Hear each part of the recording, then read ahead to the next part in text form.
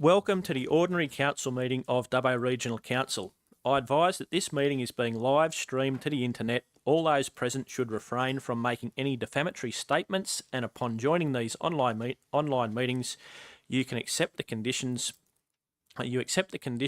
that your image may be recorded and streamed to the internet, as well as being retained in the archive of the recorded council meetings and standing committee meetings. I now open the October 2024 Ordinary Council meeting, the time being 5:31 p.m. The prayer, Councillor Butler, please. Lord and Heavenly Father, I thank you that you say in your word that if anyone lacks wisdom, we ask of you and you give it freely. And I also thank you that it says that where the brethren dwell in unity, there the Lord commands the blessing. I just pray your wisdom and your hand upon this meeting tonight. In Jesus' name, amen. The acknowledgement of country, Councillor Ryan. Yeah, thanks, Mr. Mayor. Look, I'd like to acknowledge the traditional custodians of the land on which we meet today, pay respects to elders both past and present of the Wiradjuri people. I'd like to extend that respect to everyone that's in the room here today, no matter what nationality, as we all come together as one to go forward as a united front. Cheers. Thank you. Next item is item CCL 24/243, leave of absence. I've received an apology from Councillor Wells. Can I have someone move that Councillor Wells' request for a leave of absence be approved? Moved Councillor Ivey, seconded by Councillor Chowdhury. I will now open the electronic voting. Could councillors please cast their votes for or against? I'll now open the voting on your little screens.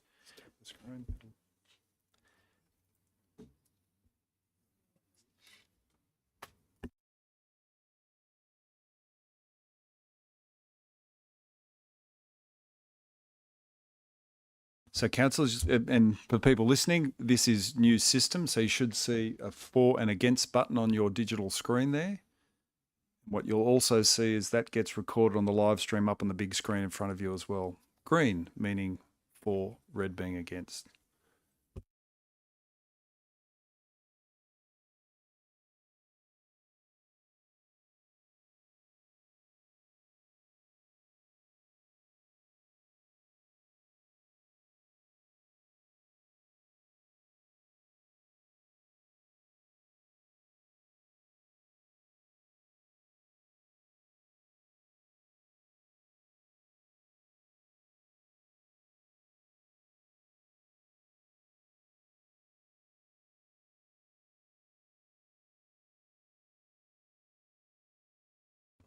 I'll now close the voting.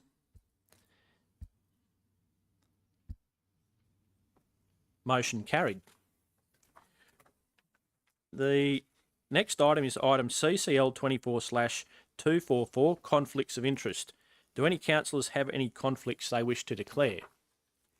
I do.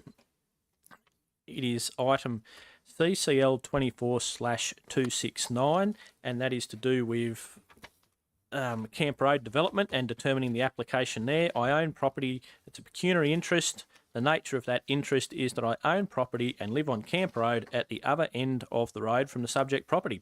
It may or may not impact the value of my property, so I'll therefore declare an interest and leave the room during that item. The next item is item CCL 24/245, public forum. I'll now quickly run through the rules of public forum. Speakers have 5 minutes to speak. When you come forward to speak, please state your name and the item that you are speaking to.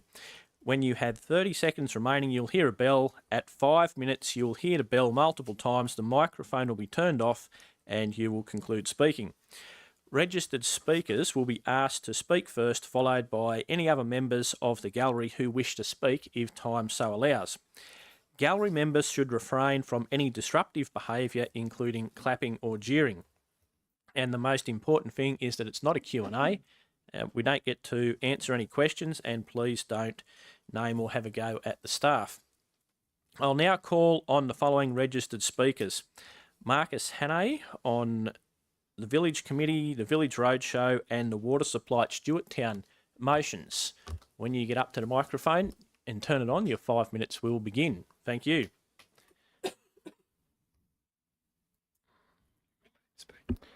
Well, good evening, councillors and staff. As you may know, my name is Marcus Henney, the President of the Stewarttown Advancement Association, and I'd like to comment on 3 agenda items in tonight's business paper. The first being the reinstatement of the Villages Committee, a motion put forward by Councillor Cowley.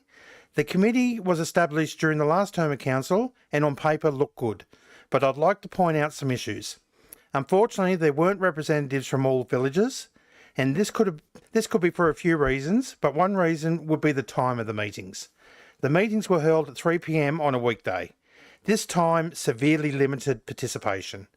I'd strongly urge that the time of the meetings become an after-hour meeting, remembering that village representatives are volunteers and do hold down full-time jobs or have family or personal commitments during business hours. The Village Roadshow program. This item put up by Councillor Chowdley is a subject I've been discussing with anyone who would listen and is based on what the former Wellington Council, dare I say it, did well. And that is once a year, around the time when the draft operation plan and budget was put out for public comment, all the councillors, plus the general manager and senior staff, would travel to each village. The staff would do a presentation on the upcoming draft operational plan and budget. Then the meeting was opened up for a Q&A session. This allowed the residents to ask questions and raise concerns about local issues. A majority of these questions or concerns were operational and could only be answered by the staff, hence the importance of staff attendance. Moving forward, when looking to establish a DRC Village Roadshow, it will be a roadshow that needs to visit all major villages. And what I mean by this is a meeting at Stewarttown and saying it's a meeting for the villages of Stewarttown, Mumble and Eucarina would not work. Local issues are different in Stewarttown than in Mumble. Eucarina have their own issues. Brocklehurst, Gollan, Wongarbin, Geary, Yamundry all have their own issues, so a one-size-fits-all visit wouldn't work. Each village would need their own meeting. So when the CEO presents his report to council next month, I would ask that it's not just considered as a possibility, but seen as an essential program that will engage with the villages. The feasibility of a water supply to Stewarttown. The comment I'd like to make on this, and thank you to the Deputy Mayor Councillor Toyton for placing this issue on Council's radar, is that Stewarttown is one of DRC's larger villages. It is a vibrant village that has 2 thriving businesses in town, them being the Ironbark Hotel, that has been recently taken over by a couple who have made the tree change from Newcastle, as well as the Stewarttown shop, a shop that was closed for a number of years, that has gone through a complete renovation by a local resident who wanted to invest in the village. We also have a volunteer food bank, historic building that is used by the artistic community, a beautifully renovated School of Arts hall and an RTC, as well as a large reserve in the centre of the village that is used as a free camping ground that is frequented by a lot of caravanners. But what we don't have is town water. So having this placed on council's radar is long overdue. Of course, extensive consultation with the residents would be needed, may be a great topic for future village roadshows, but it's a topic that council needs to look at. In closing, I welcome the 3 separate village items that are in tonight's paper. The villages have felt neglected over the past few years, and it is really refreshing to see the village issues front and centre. I would also like to say, now that there are no wards and we are all one big happy council, I would really look forward and invite all councillors to the villages at any time. Come for a beer, come for a lunch, and of course, come for a visit to Stewarttown on Easter Saturday for our world famous Man from Ironbark Festival. Thank you for your time. Thank you, Mr. Hanney. That's fantastic. Next speaker is Melissa Cox on the Historical Society request for operating locations for the Wellington Museum. The same rules apply. Your 5 minutes will start when you turn your microphone on. Thank you. Nerves. I'm a retired school teacher, so you guys are way above what I'm used to. I think I'll just think of you all as kindergarten. Melissa Cox here, and I'm speaking on behalf of the Wellington Historical Society and Museum. As a recent retired person, I couldn't let my brain cells vegetate, so I volunteered there, and I'm very pleased that I have. Going before council tonight is a proposal relating to the lease of what's called the old police station. It's on the corner of Morn and Percy. Anybody who drives through, you'll see that building right there on the corner. It's been a great site. We have had an increase in our numbers and increased, I suppose you could say, exposure. We are a non-profit volunteer organisation, and we all have a great love of the history of the whole of the Wellington Valley. That includes all the little villages, the properties, the colonial, I suppose you could say, invasion, colonial details. It's just everything. We just want to have it there and preserved. Okay. Over the 50 plus years that the Society has been operating, we've been lucky enough to have acquired over 5,000 items donated to us. We've had a survey of those items to see what their significance is to not just the Valley, but for Australia's history. And a lot of those items have come up as they must be preserved. The draft report and the final report are available, and if any councillor would like to have a look through at the incredible items that we have, please do come and let us know, and we can actually show you, because we've started the move from the old site to the new police station. And that move has been done by our volunteers, off their own bats, trailers, a lot of use of very talented farmers doing very creative deconstruction of the old building shelvings and things and moving things. Great amusement by us as they try to wrangle old mannequins into their utes. But it has been a lot of time and effort, but it has been done with much love and care. The items that we take pride in preserving have been ranging from a 1901 complete dinner set brought out from England for a large property here. It has just been donated to us. And I am yet to open all the boxes, because I opened the first box and went, oh, can I have this? No, I can't. Yes, I can. No, all right. The next thing that came through was the historical information from Harry Taylor, who was a great horse breaker and owner of many great horses, which again caused controversy. We don't open the boxes, do we, boys? No. Tempting as it is, we do things properly. We preserve the items, we photograph, we take care of them, we make sure that they are stored in appropriate archival boxes. And to do that, we need facilities suitable. We need a building, which we have plans for. We had, at our own expense, we got a heritage architect to come down and survey the entire site. That is the building for the police, as well as the jail cells, the 1860s jail cells, which are all still there, the inside yard and the outside yard. Jennifer Preston is her name, and she gave us a very detailed report that will allow us to build facilities to show the larger items, including wagons, wool wagons, you name it. It's all down in the storage shed, and I'm desperate to get it out and to show everyone. The smaller items are coming still from the old building. We're quite happy to move out of that old building, relinquish, we don't want leases for it. We're quite happy for that to be sold off. We're very happy with where we are. The block is we need a long-term lease. We can go for the grants. We're quite happy to write and continue writing, to work with the council. Whatever we have to do to get the grants, to get these infrastructure grants. We don't expect council to spend millions and millions on us. We're willing to put in the time to write the grants, but we need a long-term lease. And that is, if we could have 10 by 10 with peppercorn for the new site, all of the area, not just the police station, but the jail cells and everything. Okay, that's about all.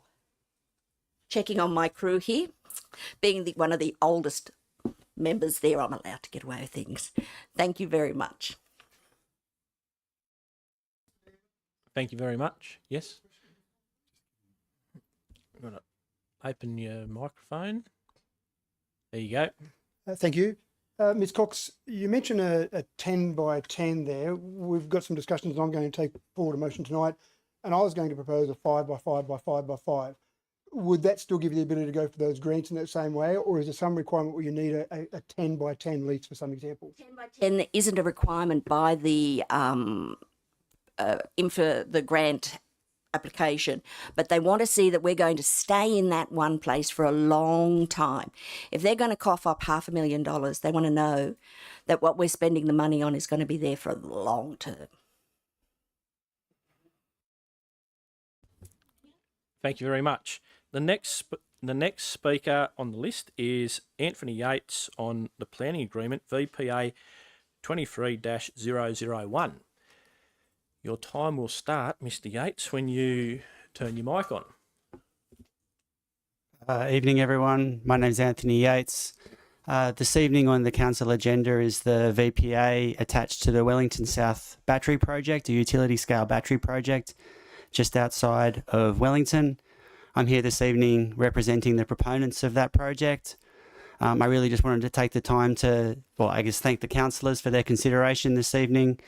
Thank the council staff for the work they've done in helping us progress this VPA, and also just talk very briefly to what the VPA will bring to the local region. So the VPA, there's still some commercial arrangements related to the finalisation of our project that we're working through, but hopefully we'll commence construction on that project at some point early next year. We hope that the VPA contributes more than $2 million into the local community over the life of the project. And in terms of the initial funding contribution period, the proposal is that the funding would be targeted towards charitable organisations supporting disadvantaged youths in the region. And we're aware of some amazing charities doing some amazing work in this region. We hope to be able to support them. Thank you. Thank you very much for that. There's still some time available in public forum. If anyone else would like to speak for their 5 minutes, they can come up to the microphone, state their name and the issue that they would like to speak on. And the same rules would apply. No, that's all right. We'll move on. Thank you. The next item is item CCL 24/246, confirmation of minutes. From the proceedings of the extraordinary council meetings held on 5 September 2024 and 3 October 2024. Can I please have someone who was at both meetings move that the minutes be accepted? We've got moved Councillor Ivey, seconded by Councillor Chowdhury.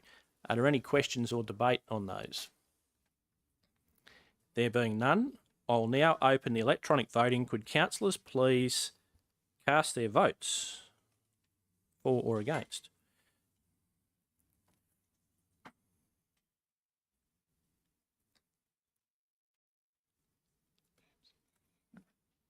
If we've got 10, that's all right. I'll now close the voting. Motion carried. The next item is item CCL 24/247, investment under section 625 of the Local Government Act for August 2024. Can I please have someone move the report of the Revenue Accountant? Councillor Toynton, and seconded by Councillor Wright. Councillor Toynton, would you like to speak to that motion? No, thank you, Mr. Mayor. Any other councillors? Comments, questions? No. I will now open the electronic voting on that item.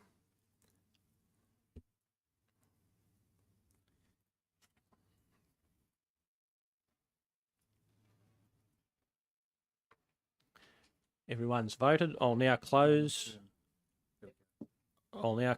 the voting. Item carried.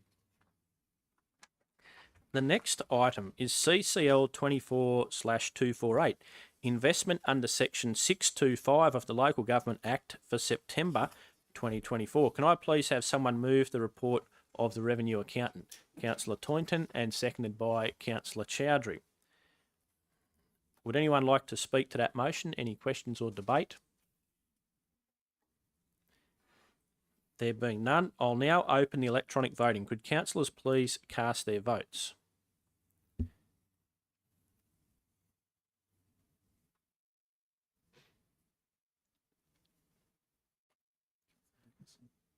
Councillor Dickerson, can you just press that button again, please? Thank you. I'll now close the voting. Motion carried. The next item is item CCL 24/249, 2023-2024 Annual Report, the Dubbo Regional Council. Can I please have someone move the report of the Director, Strategy, Partnerships and Engagement?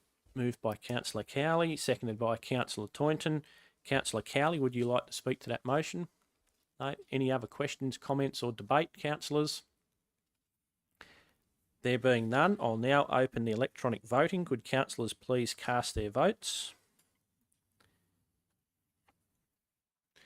I'll now close the voting. Got 10 here. I think there's a delay. Motion carried. The next item is CCL 24/251, monthly reporting snapshot for councillors for September 2024. Can I please have someone move the report of the Corporate Strategy Performance Coordinator? Just jumped on. Oh, Just this one. That's it. Did the annual report? Had the regional report? clicked over 2 pages there. Sorry, everyone.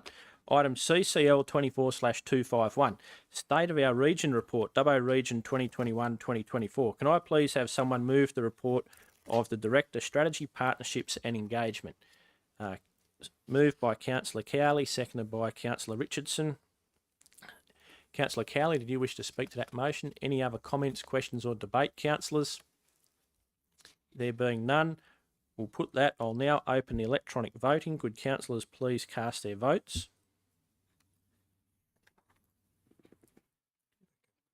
Yeah. I'll now close the voting. Motion carried.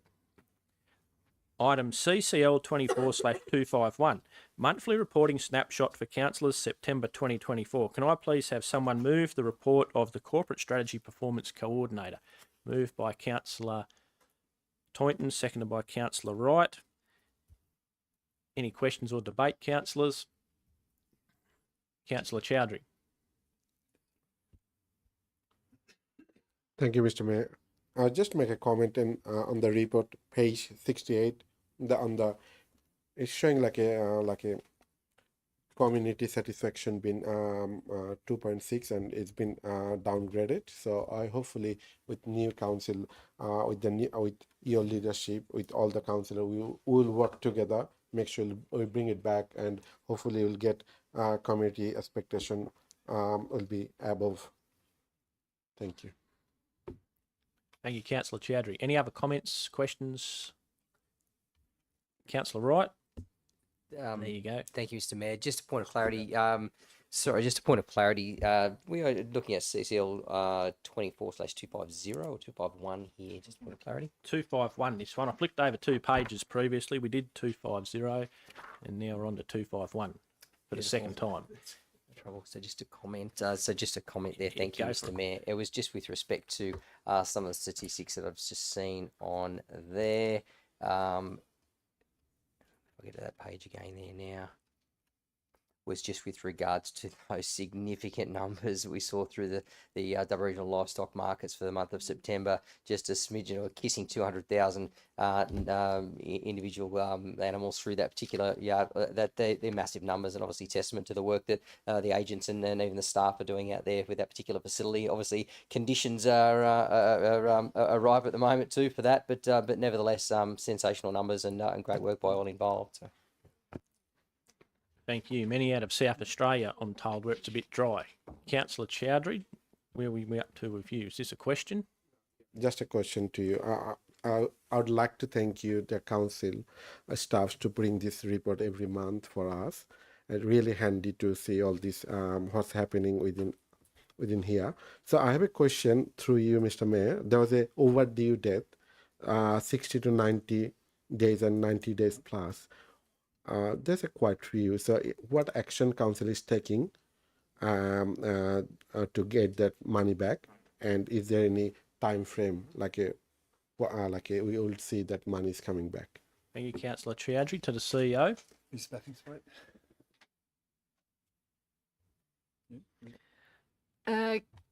Councillor's Debt Recovery Officer actively chases debts for the outstanding rates and charges, and so does our accounts receivable officers are always following up on any outstanding debts. Our rate is reasonably low for the industry standard, but I'd have to take that on notice on what that standard is, but it is, we actively chase debts. Thank you. Happy with that? Yep, that's very good. Any other questions, comments or debate, councillors? Right of reply to Councillor Toynton? No, that's good. No, thank you, Mr. Mayor. I'll now open the electronic voting. If councillors could please cast their votes.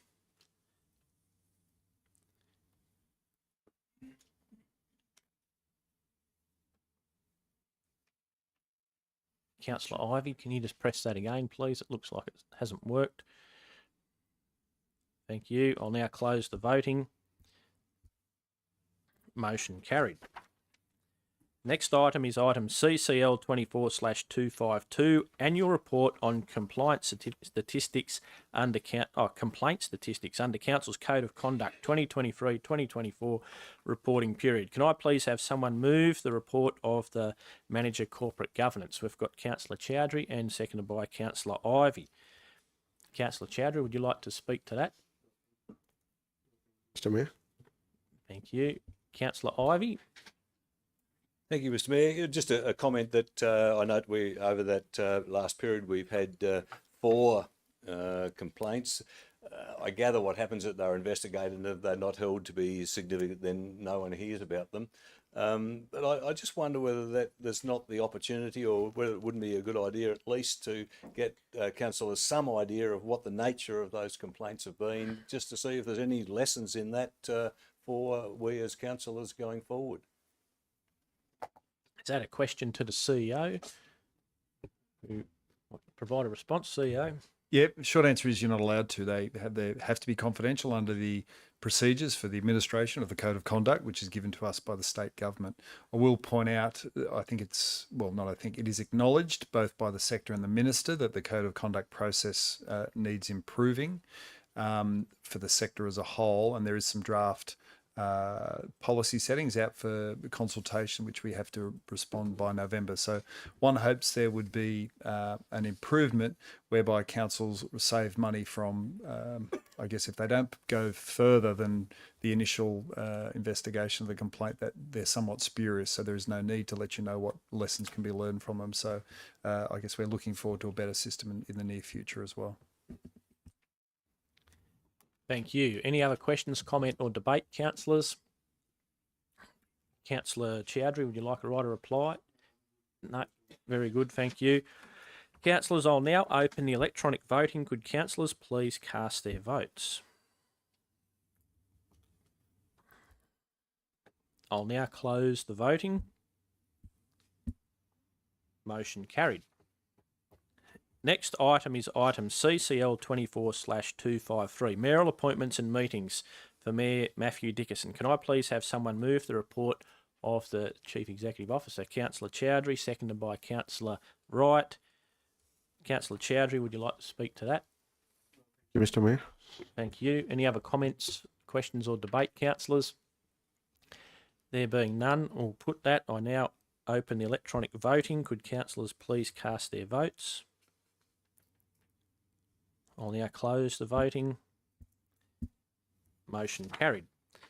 The next item is item CCL 24/254, mayoral appointments and meetings for Mayor Josh Black. Can I please have someone move the report of the CEO, Councillor Ryan, and seconded by Councillor Cowley?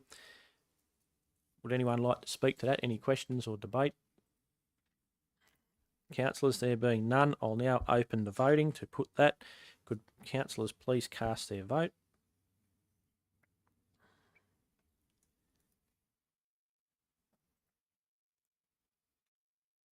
I'll now close the voting. Motion carried. Notices of motion. Item CCL 24/255, 24-hour police presence in Wellington. Councillor Butler, would you like to move your notice of motion, please? Just move it and we'll get a seconder. And Councillor Ryan. Councillor Butler, would you like to speak to that motion, please? So turn your mic on there, yep, Just briefly, if I may. and stand up, yep. Oh, yeah. Yes, I'd just like to move this motion. I believe it's taken a long time. There's been a lot of people who have wanted to have this presence in the Wellington community. I believe it's been ongoing since 1999, and I think it's very appropriate that this could be a good time to get this finally over the line. And I would certainly seek everyone, all my fellow Wellington councillors, I think would already be on board, but if there's any others who are not sure, I just would encourage your support, please, for that. We certainly, obviously, if you were a criminal, the best time to do things is when there's nobody around, obviously. And I believe that our community, and I speak on behalf of the Wellington community, that it is a time that where people feel unsafe, and that they know that the nearest time that a response can be is at least half an hour when a car is dispatched from Dubbo. We're just proposing basically that at least there could be even a squad car, even if the station itself can't be opened. Understanding that because of the restrictions on the police and their time and manpower, but if there could at least be a presence, like a rotating couple of police that could be in attendance, even if it's just in the local squad car, at least there's somebody there on the ground for attendance in the event of an altercation or whatever is required. Thank you. Thank you, Councillor. Any other questions, comments or debate, councillors? Councillor Chowdhury. Thank you, Mr. Mayor. I'll definitely support this motion. Yeah, I'm definitely support this motion, and thank you, Councillor Butler, to bring that motion. So I have a question to you, Mr. Mayor. We have seen like a police minister came to Dubbo, and you and Councillor Walls had a meeting with the police minister. Have you been discussed this issue with the minister, or is there anything from your side as a mayor you're gonna push for, and then? If yes, then is there any time frame you get from the police minister? Thank you. Thank you. As we all know, that councillors don't have to answer other councillors' questions, but I'm more than happy to do so. So the police minister did come up here and heard from a whole range of community groups a couple of months ago. Councillor Butler and Councillor Toyton and myself also met with the police minister at the airport 3 weeks ago, and it was an initial meeting, expressed a desire for Wellington to have 24-hour policing. As everyone knows, that there's about 2,400 police short in the system, plus another 1,500 on various forms of leave. I also raised this with, Tim Chin, whatever his level of commissioner or superintendent, thank you, is, and he said yes, he'd be very keen to have some meetings with councillors and look at what can be done and just explain the situation on the ground. So yep, that's where it's up to at the moment. So I encourage councillors to support this motion and look at what steps we can do going forward to try to get 24-hour policing in Wellington. Thank you. Next up, we've got Councillor Ivey. Thank you, Mr. Mayor. I will support this motion because the more policing, the better. As most councillors would be aware, I've always been a little bit sceptical about the cost effectiveness of a 24-hour police station. It would be enormously expensive to do that. A 24-hour police presence or a random approach with squad cars, as police will now say, every police car is virtually an office because it's got access to all information. So I think, as I will support it, and I notice the motion deals with much more than just the 24-hour police station, and I support that completely. But in supporting it, can I just draw some councillors and people watching this some attention to some figures? I have been undertaking a detailed analysis of the BOSCAR statistics for the last 2.5 years. You can sort the information by postcode. There are 36 categories of crime that BOSCAR, there's actually a few more, but some of them are aggregated. 36 categories of crime which BOSCAR reports on. Can I say that in the 2.5 years, or from March 22 to June 24, the incidence of crime in Wellington has fallen by 9%. Across all those categories, the incidence of crime in Wellington in 2 and a bit years has fallen by 9%. I can tell you in Dubbo it's gone up by 18%. But Dubbo and Wellington has a consistently lower crime incidence than does Dubbo. Of those 36 categories of crime, Wellington has a lower incidence than Dubbo of 24, and Dubbo has has a lower incidence for 11. So, you know, this business about, oh, there's a crime problem in Wellington. There's not. Sure, crime is too high. It is too high, without a doubt. Dubbo and Wellington figures are much higher than the state average, and that's a great pity. But this business about, oh, there's a major crime problem in Wellington, there is not. Yes, there are problems, but it is not a major crime problem. The incidence of crime in Wellington is falling because of some fantastic programs being introduced. There's much better cooperation between the police and juvenile justice and the correctional centres. There's work being done by the PCYC. There's work being done by the primary school. There's work being done by the high school. All these programs that are being introduced are actually producing some positive results. So please, yes, let's call for better police presence, but also please let us recognise that some fantastic things are being done and that we should recognise that and perhaps work on it more. Thank you. Councillor Cowley. Thanks, Mr. Mayor. Yes, I also will be supporting the motion because I know that Wellington folk have been lobbying successive state governments for many, many years about 24-hour policing in Wellington. I also think that any education and any information that we can get as representatives of our communities from either the Mid-Western Police District itself or from Boscar is always welcome. And as Councillor Ivey has pointed out, the information is readily available and accessible from Boscar, and it makes for fascinating reading.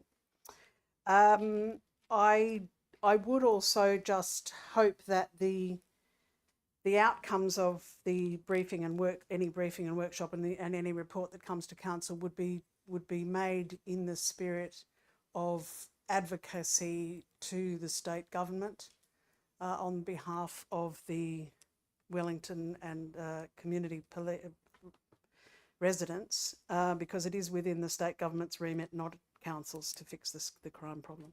But I will be supporting this because I think anything that we can do to smooth and grease those wheels would be welcome. Councillor Ryan. Yeah, look, I'd just like to say I'd be definitely supporting this motion, being a local born and bred Wellington man.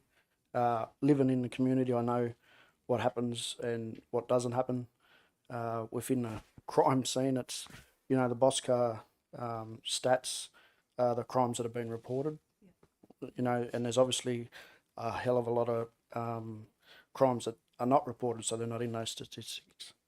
But I take my hat off to the community organisations that are doing the right things and getting, you know, things in motion to make Wellington a better and safer place. When the jail first came to Wellington, we were promised a 24-hour police station, state government. Obviously know that, but, you know, I think we need to, as a council, we need to continue to knock on the doors and ask questions because, you know, if we did, the crime's not going away, so we can't go away. So, yeah, look, more of a statement than anything, but thanks. Thank you. Any other comments? I'll make a quick comment. This motion doesn't mention anything about saying there's a major crime problem in Wellington or drawing any attention to that in a negative way. We know from the statistics that DV and sex assault are very high in Wellington compared to Dubbo, and 24-hour policing, having a car there 24 hours a day when these incidents occur, is vital for people to be able to get police quickly to the victim, the complainant, and the incident. And I couldn't imagine how this would be anything but using the advocacy power of council to advocate for 24-hour policing in Wellington. Thank you. Right of reply to Councillor Butler, if you would like. So I'll take the right of reply. All right, you're on.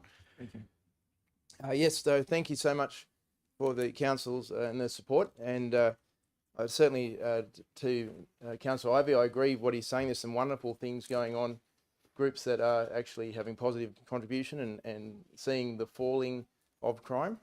And to that, the commendation is fairly due. The only comment I would say is that even if Wellington had the lowest crime in the state, we would still probably want a 24-hour presence, because even if you have one crime, you still want a policeman to respond to that crime. So I commend the wonderful work that's being done, and it hopefully will continue to be done. But I still believe that the 24-hour presence is a necessary thing. So thanks very much.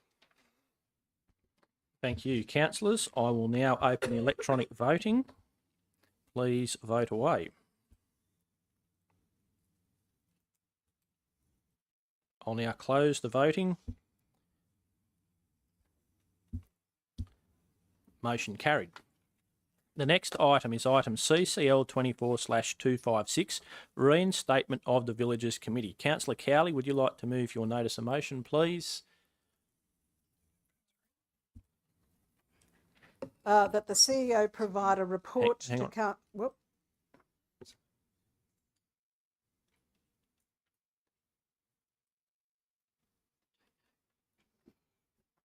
Carry on. Read it out. That the CEO provide a report to Council in November 2024 on the reinstatement of the Villagers Committee to ensure full and strategic representation for all villages within our local government area. And so I move this motion, my very first as a councillor.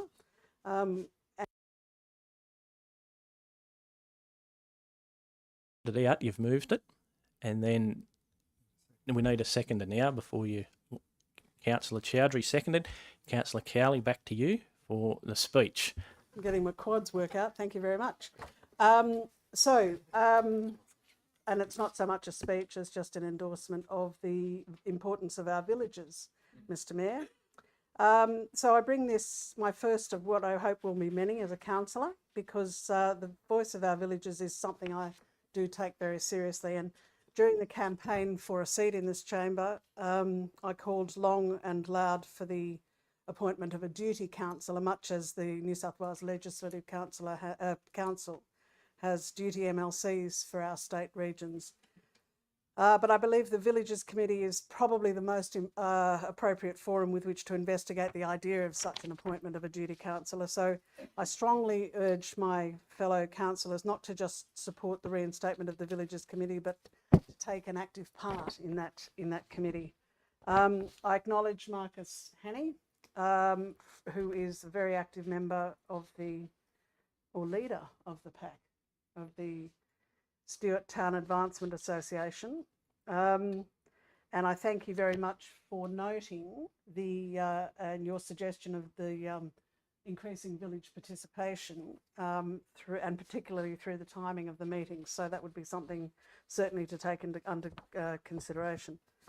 So the reinstatement of the committee and the discussion of the appointment of a duty councillor is in addition to, not instead of, the reinvigoration of a village roadshow, which Councillor Chowdhury has a notice of motion before Council tonight, and is also an excellent suggestion. So I'm led to believe the Villagers Committee was productive during the last term or the past term of Council, and I would hope that if it was reinstated, it would continue to be a forum for the exchange of ideas, the conveying of information, and for two-way positive contributions, not just a glorified complaints process or mechanism for complaint, either way. So as someone who's spent a lot of time in small communities, and during my time spent in villages such as Stuart Town and the localities during the campaign, I found, as I imagine other councillors did on their rounds, that residents in our villages and smaller localities and communities often feel as if they don't have the same voice to council as Dubbo or Wellington residents do. And I feel that the reinstatement of the Villagers Committee goes at least part way, as with the discussion as to the viability of appointing a duty councillor, to addressing this perception, as would re-establishing the village roadshow we're to discuss in the forthcoming motion. So our villagers need and deserve to have their voices heard, so I commend the motion to my fellow councillors. Thank you. Any other questions or comments, councillors? Councillor Wright, flashing away there. Thanks, Mr. Mayor. Look, there was a number of committees in the previous term of council, and the Villages Committee was one of them, which I think ran rather well and brought a lot of those issues from those smaller communities back in and funneled them up the line. So I thought it worked quite well. But I guess one of my questions is that off memory, I think there was 16 other committees. I think we finished with 17 committees, community committees at the end of last term. I know this talks about specifically the Villages Committee, but maybe through you, Mr. Mayor, to the CEO, maybe a question regarding what review process might be in place for this council to decide what happens with those other 16 committees, or whether this is something that would be looked at the same time as that. So, thanks. Thank you. To the CEO. Thank you, Mr. Mayor.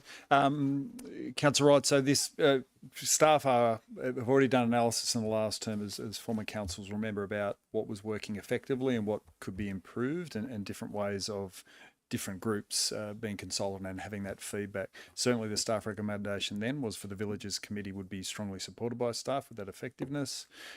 This effectively moves it 1 month ahead of the broader discussion with council as the new council on what they would like to see established in community consultative mechanisms, which can include committees. So by making the decision tonight, you just do it 1 month later. I have to enact a resolution of council, so we just move that one forward whilst you'll go through some other processes in coming weeks for the remainder of that consultative bodies. Thank you. Councillor Wright, anything further? Anyone else? Could I just ask a question to the CEO? So, with this motion that says a report on the reinstatement, will that be a recommendation to reinstate or not reinstate, or is that a definite it will be reinstated? Thank you. Yeah, staff, again, the report that we'd done previously, and I guess the review of the effectiveness of various committees, the Villages Committee was certainly one of those that staff recommend to council to continue with, noting commentary about how it can be improved, as we should always look at how we do business to improve it as well. Thank you. If there's no further comments on that, I'll just make a quick comment. So I remember that a report came back to, can't remember which month it was now, previously, on which committees we were going to possibly retain, and then we decided to retain all committees, and one of those was the Villages Committee. And we know that there's going to be a workshop in November on which committees we look at retaining and which ones we roll into one, etc., with a report coming to December. So in light of that, I'll support this motion, but it's worthwhile probably only bring it forward a month. Hopefully it doesn't take too long to do the report in the count staff time, but that will all be discussed in next month and the month after. Thank you. Councillor Cowley, right of reply. Only to say I apologise for jumping the gun, but maybe it means we have one less committee to discuss when we do get to that November. I'll now open the voting. Please, can councillors vote? I'll now close the voting. Motion carried. The next item is item CCL 24/257, 175th anniversary of Dubbo. Councillor Chowdhury, would you like to move your notice of motion and read it out? Thank you, Mr. Mayor. Yes, I would put that motion in front of this chamber that Dubbo Regional Council include a celebration of the 175th anniversary of Dubbo at the Dubbo Day event being held on 21st of November 2024. Thank you. A seconder for that? Councillor Richardson. Councillor Chowdhury, would you like to speak to your motion, please? Thank you, Mr. Mayor. Yeah, I would like to talk about this significant day because isn't we are so lucky living in this beautiful region. And, you know, I think like we've been, we know like a council is already doing a lot of bit celebration on the Dubbo Day But I think in 150 years, when it was 150 years, 1999, there was a big celebration. So I thought like bring forward this 175 years celebration. So as a Dubbo resident, we can celebrate this significant day together, and we can we can just acknowledge we've been living in this city. Thank you. Thank you, Councillor Chowdhury. Any other questions, comments or debate? Councillors, Councillor Richardson. Thank you, Mr. Mayor. I remember the 150th celebrations, and it was just an amazing time. You got a certificate to say that you were part of one of the founding families of the district, and the idea of having something along the same lines for 175 years, so I'll definitely support your motion. Thank you. Any other questions, comments or debate? Councillor Chowdhury, any right of reply required? Thank you. Councillors, I'll now open the voting. Please vote away.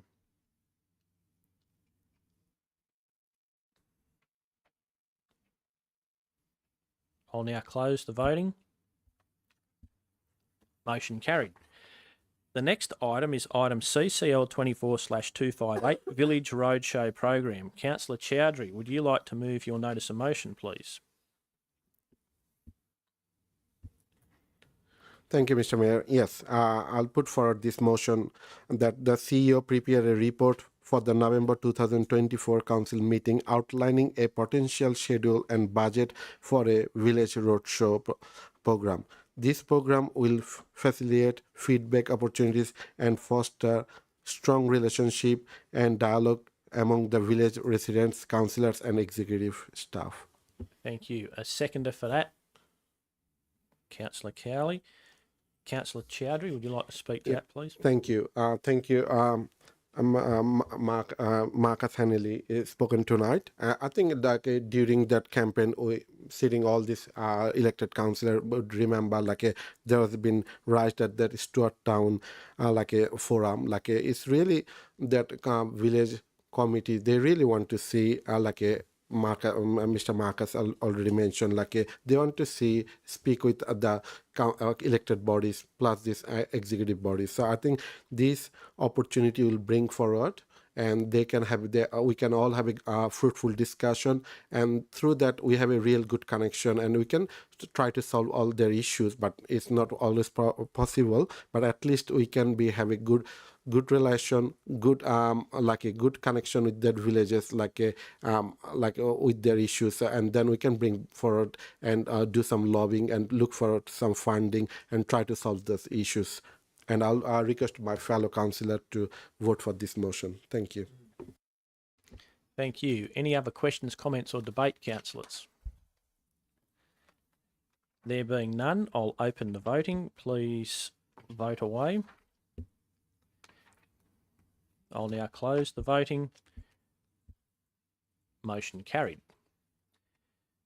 The next item is item CCL 24/259, Community Funding. Councillor Dickinson, would you like to move your notice of motion, please? Oh, can you say that again, please? I wasn't fast enough on the... So moved as per the business papers. Thank you. A seconder?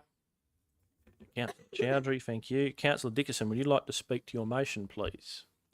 Thank you, Mr. Mayor. One of the things that we do well at this council is give funds out to various community groups. And we've started the process of rationalisation. There's probably about 7 different funding buckets we've got at the moment.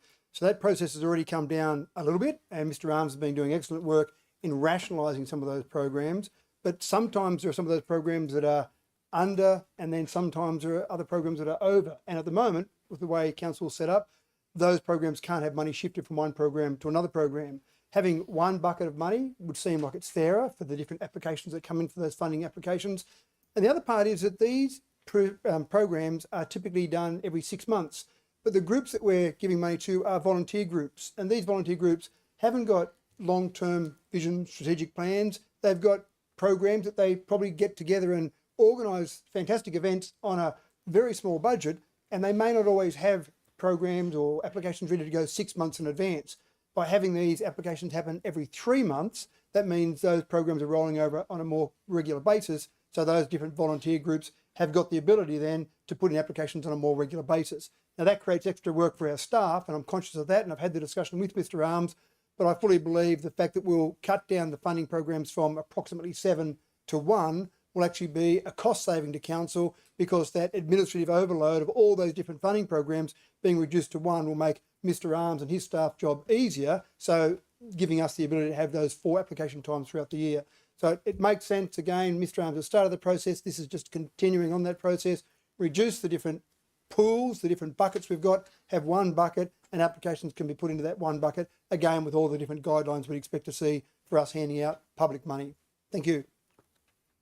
Thank you. Any other questions, comments or debate, councillors? Councillor Chowdhury. Thank you, Mr. Mayor. Through you, Mr. Mayor, I just would like to know who, when some community groups put that application, who assess those application? Thank you. To the CEO. All pass to Mr. Arms. It's a variety of people depending on the stream, but Mr. Arms. Thank you, Mr. CEO. So yeah, what the CEO just said then is right. It depends on the stream at the moment, and as outlined in the motion there's a number of different streams, number of different buckets, and it adds to the complexity. Sure, fundamentally it's the staff. So either myself or the managers and their coordinating staff under them would sit together and go through each of the applications following our selection criteria, not unlike the selection criteria for staff recruitment actually, and that will enable the staff to come back through to me, make a recommendation, and then form a report back to council outlining the reasons why some applicants received funding and why some applicants did not. Thank you. Next was Councillor Wright. Thanks, Mr. Mayor. Look, I'm happy to support this as well. I must say that over the previous term of council, I did have a number of community groups who expressed a bit of frustration as to they've missed a deadline, or they weren't sure which stream they should have been entering into, and there just seemed to be this element of confusion. So certainly a consolidation of a number of those different programs and funds would make a lot of sense. I tend to agree with Councillor Dickinson's comments that a lot of those sort of smaller events that roll through over the calendar year, they set those things up in 8, 10, 12 weeks. They're thinking short term, not 12 months in advance. So and I totally understand that might become a bit more onerous for staff to have to review those on a quarterly. But for those same reasons that Councillor Dickinson outlined, I'd be happy to support that review and be keen to see the results of it. So thanks. Thank you. Councillor Cowley's next up. I also endorse this idea, having been involved in a number of community organisations that organise things on the fly. I endorse that the thinking of a single bucket. I just would like to ask though, is the $250,000 figure, is that more or less than it would have been collectively prior to this suggestion? And are we locked into that $250,000? To the CEO. It's allocated in the budget already, but I'll just have that amount confirmed with Mr. Arms. Thank you, Mr. CEO. The 250 represents the collation of all those various buckets of money. So pulled together, it's a $250,000 pool. Any further questions? Any further questions or comments? I've got a question then to the CEO. Have staff been working on this already, this rolling different grant funds into one? Has that been a body of work that's been ongoing? Yes, but I'll throw to Mr. Arms for an update on where that body of work's up to. Thank you, Mr. CEO. Yes, we have been working on it. It's intertwined with our regional event strategy as well. The two are fundamentally related, so we're busily working on both those at the same time. So we have community consultation out live now on our regional events strategy, and we look to come to council probably early in the new term, if not late this year. That would be great, but let's see how we go. And the review of the financial assistance policy, which is fundamentally what we're talking about, that we're working on that as well, and we would look to come back to you early in the new year with recommendations around that. Yes. Thank you. If no one else has got any other questions or comments before we go back to the mover, I'll make a little comment. Look, knowing that this work's being undertaken by the staff already, I'm prepared to wait for the staff report on the matter and to come to us so that we get a more considered approach, more time to consider exactly what sort of new grant funds might look like, how they could be rolled into one. And a report will come to us. We might even have a workshop on it. We'll have a lot more time to consider what's going on. I know I haven't spoken to lots of the different groups out there as the council staff will have done when they make their report. So given that it's going to be coming back in a couple of months anyway, I'm happy to wait for that and vote against this and look at it in a more integrated approach with the different funds that Mr. Arms just said they were looking at with the regional strategy events and those sort of things. So I will vote against that, and that's my reasons for doing so. Thank you. Back to the mover, which was Councillor Dickerson for his right of reply. Thank you, Mr Mayor. Just a couple of things there. Councillor Cowley did mention the amount of whether that's locked in. That's the resolution at the moment at this stage, but of course any councillor could move an amendment to that, or maybe as we go forward change that amount if it need be.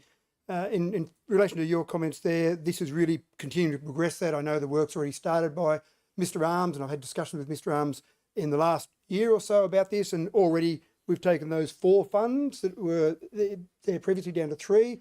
And I know that work was continuing. The idea of this is to really make sure that Mr Arms has got a resolution behind him to continue on. And I'm not sure if the staff were thinking about rolling all of those 7 down into one. Certainly there was some consolidation happening, and this is really to get that consolidation down to just the one bucket. So I don't think it's wasting any staff time. I don't think it's jumping the gun. I think it's really making sure the staff are focused on getting great outcomes for the community, because that's what we're here for, after all, is to get great outcomes for the community. Thank you, Mr Mayor. Thank you. Councillors, I'll now open the voting. Please vote electronically.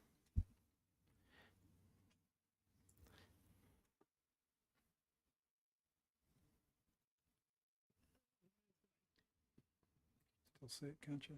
Yep. I'll now close the voting.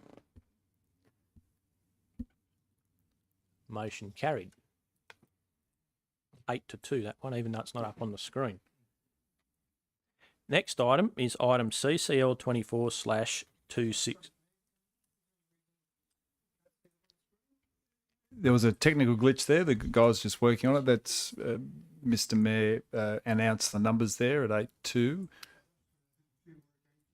If you'd like to show of hands. Oh, there we go. You're right. Next up, item CCL 24/260, financial reporting. Councillor Dickerson, would you like to move your notice of motion? So moved as per the business papers, Mr Mayor. Thank you. And a seconder, Councillor Wright. Thank you. Councillor Dickerson, would you like to speak to your motion? Thank you, Mr Mayor. It became obvious during the SARIA's debate that the financial reporting of council can be confusing for the public. It can also be confusing for councillors, especially new councillors who aren't familiar with the reporting processes that we've got in council. When we've got dividends, set dividends being sent out via our various business units, regardless of their profit. When we've got shared overhead costs, which aren't necessarily reflective of the real costs of things that are imposed upon those businesses, it does make it confusing just to see the real profitability of each of our individual business units. We had some discussion the last time of council about the idea of changing our reporting to make sure that it was easy for everyone to see exactly what was happening. And if we want to have better transparency, if we want to have better accountability for our various business units, then having a real view of the profitability of each of those units should be something that we all expect. Now, when we sit around and do a workshop as councillors, we drill down and understand that. But for a casual user from the outside, they should be able to look at those figures and get a real view of what's happening for each of those different business units. So this is really not trying to impose extra work on staff. It really is just trying to say, during that process, during the budget preparation for next year, for example, going through that process, just have a very open way of reporting the real financials for each of our business units so that everyone can see exactly what's occurring. And we can make better decisions as councillors if we've got more accurate information to be able to make those decisions with. At the moment, it is sometimes confusing to make really good decisions when you don't know exactly the profitability of each of those business units. So that's why I've put that forward. I've had discussions with Ms Bathingwaite about the process there, and Ms Bathingwaite's quite comfortable with this as part of the budget preparation for next year. Thank you, councillors. Thank you. Any other questions or debate? We've got Councillor Wright. Thanks, Mr. Mayor. Yeah, I'll also support this, and I must say exactly as Councillor Dickinson said during that sale yards discussion last year. Certainly, that fixed dividend structure that was involved in the sale yards business created a lot of confusion about the fact that a business was propping up council when it itself was actually running at a loss, made absolutely 0 sense. That it was supposedly returning money back to council for its own detriment. But so that didn't make a lot of sense. There are going to be some certain business units within council that don't operate with a profit at all. You know, they're very heavily administrated, don't make a lot of money, but they serve a purpose, and that's fine. But certainly to get a true understanding of how each of those other little business units operate on their own will help help with a lot of decision making going forward, and where council needs to focus its attention. So yeah, to absolutely support this. There's some comments in there, I suppose, with respect to overhead allocation, the internal overhead allocation, which for a lot of people might not make a lot of sense, but to some of the new and even existing councillors, that will make a lot of sense as to how that works and why this sort of decision will assist. So I'm happy to support it. Thank you. Thank you. Councillor Ivey. Thank you, Mr. Mayor. Yes, I also support the motion. I notice on page 146, they don't have to go and look at it, which is concerning the in relation to the presentation of the council's 23-24 financial statements. There's a little table in there, a histogram, which shows the relative profitability or otherwise of the airport, the Dubbo regional livestock markets, Rainbow Cottage.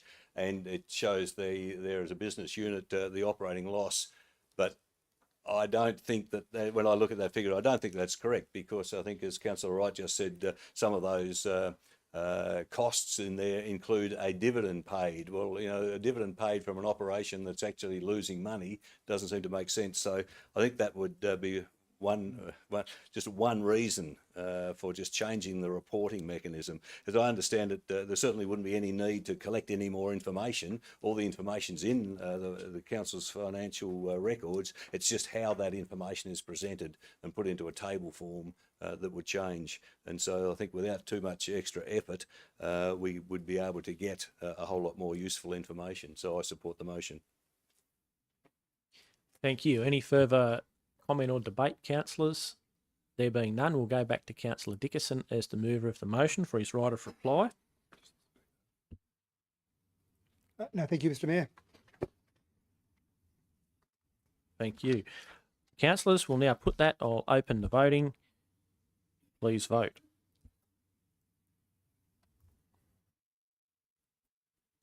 I'll now close the voting. Motion carried. The next item is item CCL 24/261, continuation of membership of associated local government organisations. Councillor Ivor, would you like to move your notice of motion, please? Thank you, Mr. Mayor. Look, I'll move the motion as it's set out in the business papers. To just quickly paraphrase that, though, it is that the council maintain membership of and participation in the following umbrella organisations, and I'll just quickly list them: the Alliance of Western Councils, Regional Cities New South Wales, Regional Capitals Australia, Country Mayors, Local Government New South Wales, Regional Leaders Network, and the Mining and Energy related councils. Two, that council, second part of this motion, two, that the council's ongoing membership of and participation in each of these organisations be reviewed and a report be brought to council prior to the expiration of the current term of council. Thank you. Thank you. A seconder? Councillor Chowdhury, thank you. Councillor Ivey, would you like to speak to your motion? Thank you, Mr. Mayor. Yes, look, we obviously live and work and operate in a very challenging and changing environment. I think really what this council and its operation looks like in 10 years' time is going to be a fair bit different from what it is now. We are operating in an increasingly complex environment. It's not just local government, it's the interaction, as we've already heard about and talked about tonight, the interaction with federal, state levels, other organisations. It's just very important that we remain aware, we remain dynamic, and we remain nimble to make sure that we capitalise on this changing environment. In doing that, then, I think it's important that we do maintain involvement with and knowledge of organisations which are likely to be involved in the same sort of fundamental operations and be involved with the same issues that we are involved in and need to address to operate effectively. Those organisations which I've listed out, I think, are the ones that do seem most relevant to us. I know in this day and age there's a tendency, perhaps we should just try to save a bit of money, or, what will it cost to do this? But I think it would be false economy to withdraw from these organisations, because they will provide us with a sounding board, with ideas, with a conduit to increased efficiencies, to innovation, and also just to be aware of what's happening around us. And I think that's fundamentally important. So hence this motion. Thank you. Any other questions, comments or debate, councillors? Councillor Dickerson. Thank you, Mr Mayor. I certainly fully support this. Having been involved with many of these organisations, I know how important it is, and I have seen councils before, as Councillor Ivey said, sometimes take the cost-saving measure of removing themselves from some of these organisations, saving a couple of $1,000, maybe $5,000 here and there. But in the whole scheme of things, I think that's a huge cost to council, because council is not an island. There's 128 councils across the state. The more we interact with those councils across the state, the more we learn from other councils, and the more we can work together to try and change the entire industry for the better. If we did withdraw from some of these and decided that we just wanted to stay on our own, then I think we'd miss out on some huge benefits there. So I commend Councillor Ivey for bringing this forward, and I think it's an excellent idea, and look forward to us maintaining a membership in those various organisations. Any other questions, comments or debate, councillors? Councillor Wright, was it? And then yes, Toynton. thank you, Mr Mayor. Look, I'm happy to support it as well, but I guess I'm probably being a little naive here as well by just asking the question. I'm not familiar with all of the groups and committees that the Dubbo Regional Council may have sat on previously, and whether there's a couple that are missing, or a couple of others that need to be added. There's I'll go back to that again. I think there's a water alliance that we previously were involved with as well. I'm not sure, maybe through you, Mr Mayor, we might be able to, if there's any others that we needed to add to that, or that we previously sat on that need to be included. To the CEO. Thank you. I think the difference, it's the Orana Water Utilities, that's operational. So that's an alliance, not so much at the mayoral or the council level, but with the staff involved in water utilities. So in that sense, these ones more have a presence of either a relevant elected representative or the mayor, as it may be, and the GMs in partnership there. So it's a different type of operation, if you will. Councillor Toynton. Thank you, Mr Mayor. I'd just like to know if the 7 organisations that were mentioned by Councillor Ivey, is that an exhaustive list of every one that we're members of? And just following on with that a report will be coming through, will that list everyone that is not listed and our benefits, advantages, disadvantages being within those organisations? Thank you. To the CEO. Yeah, look, I think it captures those ones that have that mayoral or council. Not all. You'll see there's one that we'll send out via email for the Newell Highway group that asks for a council or representative.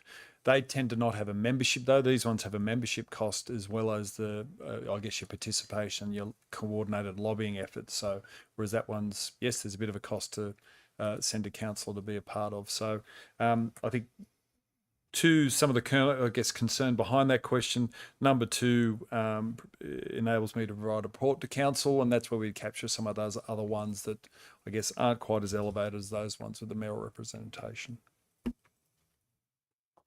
Thank you. Any other comments, questions, debate, councillors? I'll just have a quick little thing. Look, I haven't heard any suggestion from anyone that we not maintain membership of these councils, and it will be interesting if a report comes back after a few of the comments there that suggests from the CEO that we don't stay in some of these. That might put a few people in a bit of an awkward position and be a bit of a Oh, well, bit of a hand grenade that blew up in people's laps.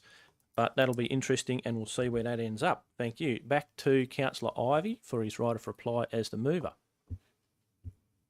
Thank you, Mr. Mayor. Look, I don't think I need to add anything more other than what I said earlier. Thank you.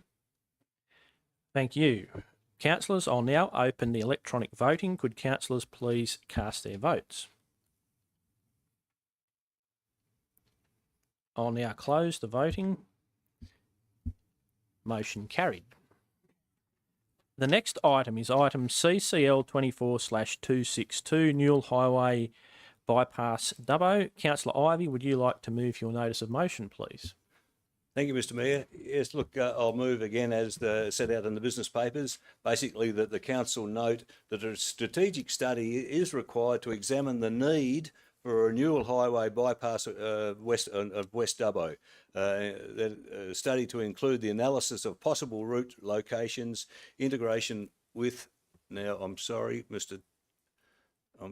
Mayor. That actually existing road networks. That was an earlier foreshadowed motion. The actual motion that is in the business papers there now.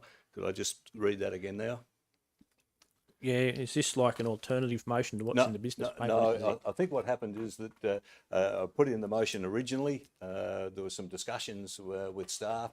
It was subsequently modified. I then put in the final motion before close off time, but somehow the earlier motion was picked up and put into the business papers. But my final motion is there as presented in the business papers. Right, we better read it. So if I can just read that, Mr. Mayor. To facilitate council's long-term planning, including land releases, the potential alignment for a Newell Highway bypass be identified. 2, that the Chief Executive Officer prepare a report to the February 25 Ordinary Council meeting that considers the following: the costs of undertaking the body of work, to identify any impacts on existing work activities. 3, the relationship with the citywide traffic model being developed, and 4, the steps moving forward, including timing for completion of the work. Thank you. A seconder for that, Councillor Chowdhury. Thank you. Councillor Ivey, would you like to speak to your motion, please? Thank you, Mr. Mayor. Look, it goes back to some discussions we've had over the previous term of council in relation to planning within this DRC, but particularly in relation to the city of Dubbo, that to make some decent decisions, to look at some long-term planning, then it's important that we know at least where the route of a bypass might be located. Not that the route needs to be built or anything, but it would be sensible for long-term planning to know where that route where the location of that corridor was likely to be, because it could affect a whole lot of things, from purchase and development of residential land, for instance. We've got are now capitalising on some of the foresight of earlier councils with Keswick and the Northwest Precinct land is now available to be developed, and we're developing that. Where's the next lot going to come from? Where should we be planning to put that? And we've got plenty of land. There's no doubt about that, but a very important part of that would be is where the location of a bypass should go. What this motion aims to do is to recognise the need for that, that probably to internally, not necessarily go out to externally, but to internally come up with a suggested route, and that once that's done, once we've got that document, it could be used as a form of lobbying, as a form of forward planning, convincing Transport for New South Wales or the various bodies to undertake the work to cost and finalise where that bypass route might go. At present, there doesn't seem to be much appetite from Transport for New South Wales to look at that alternative route, and I think that's a mistake. I think we, again, Transport for New South Wales, in conjunction with the Dubbo Regional Council, in conjunction with the Federal Highways body, should be looking at a bypass around Dubbo. I mean, perhaps I should have found out, but I imagine there's something like somewhere between 500 and 1,000 trucks a day go through Dubbo. through sets of traffic lights, around roundabouts. I mean, it's just crazy in this day and age to have a heavy duty major highway between Melbourne and Brisbane and everything in between going through a major city. It is just crazy. So this is aimed at trying to bring that need for a bypass route to be identified, put it on the agenda, and then let's start to plan around it. Thank you. Thank you, Councillor Ivey. Any other Councillor Chowdhury comments in debate? Thank you, Mr. Mayor. Yeah, I absolutely support this motion because I think the growth Dubbo at this moment having, we need to think for next 20 to 40 years later, how our city gonna cope with this traffic. So I'm gonna definitely support this motion. But through you, Mr. Mayor, I have a question to the staff. I know council is currently doing a work on the southern distributor. Is that going to be part of this bypass? Thank you. Thank you to the CEO. Nope. Southern Distributor will take it from the Mitchell Highway. That was probably too blunt. It'll connect. And if I get in trouble, Chris, as the relevant director, will chip me. That will go from east of Blue Ridge down through and Sheraton Road and connecting down that south and ultimately onto Macquarie Street, in which there may well be another crossing that hasn't been determined yet by council. So part of the overall solution, but not the western distributor, western bypass. Mr. Godfrey? Through you, Mr. CEO. Yep, essentially that is correct. It is being considered the southern bypass in the overall holistic traffic model for the city, and it will have ancillary benefit on distributing traffic and therefore helping determine the need for when a bypass is required. Thank you. Any other questions or comments? Councillor Wright?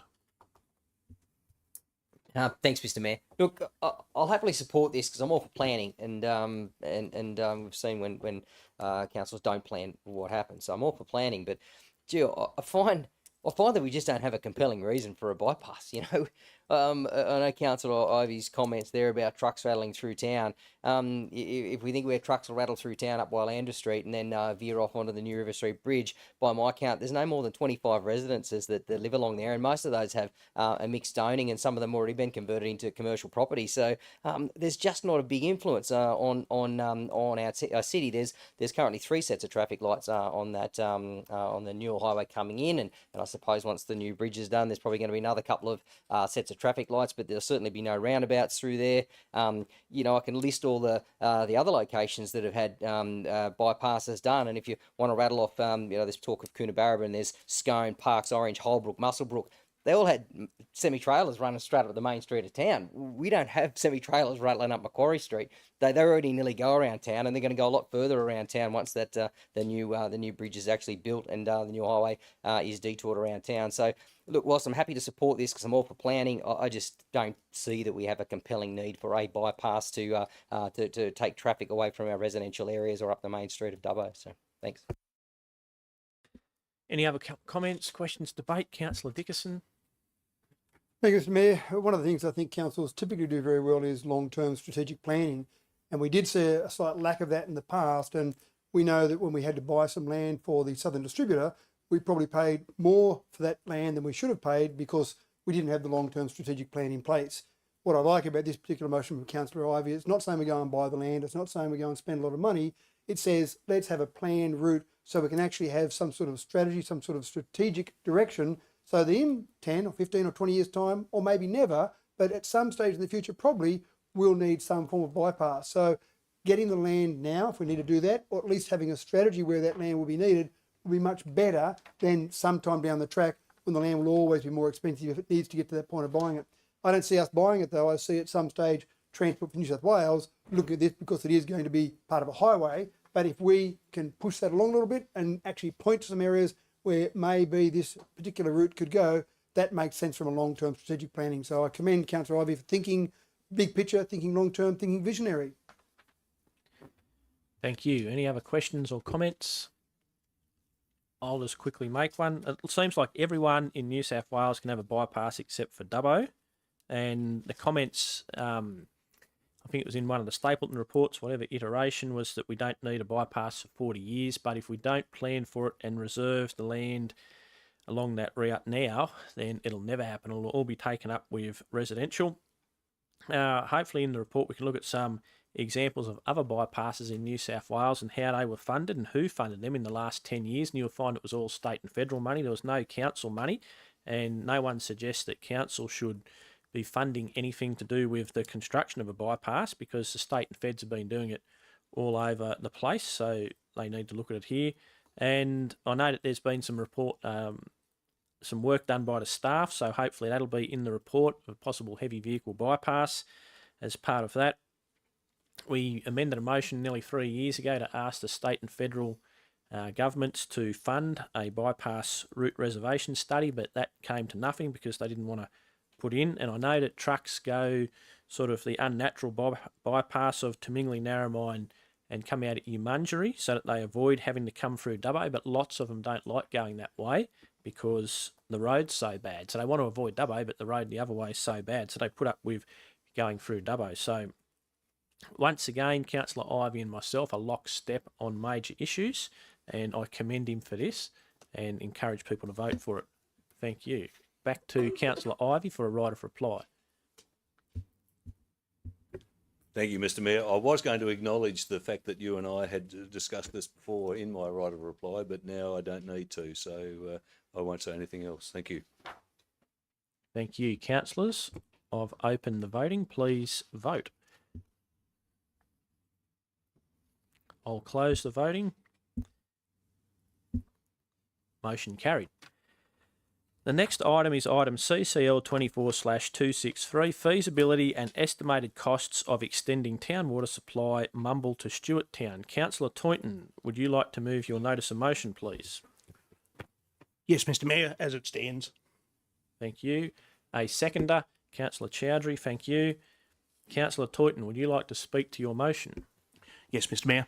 So I believe it's important that for communities to all have that same advantage of town potable water, that when we did the Meet Your Candidates at Stewart Town Forum, it was revealed to us that they don't actually have potable town water, that they rely on tanks and pumps. Now, I respect what Mr. Hanny, who's left, said earlier in the piece, that this would be something subject to community feedback if some people have made considerable amounts of investment into their tanks and their pumps. But I think this is one thing that we can, at least there's no harm in looking into the feasibility to see if this is actually possible. Thank you. Any other speakers? There being none, I will open the voting. If councillors could please cast their votes. I'll now close the voting.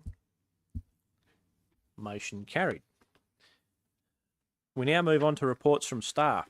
Item CCL 24/264, presentation of Council's 2023-2024 financial statements. Can I please have someone move the report of the Chief Financial Officer? Moved by Councillor Ryan, seconded by Councillor Ivey. I will now ask the New South Wales Audit Office to commence their presentation on this item before we open it up for debate. They will be online immediately. Shortly.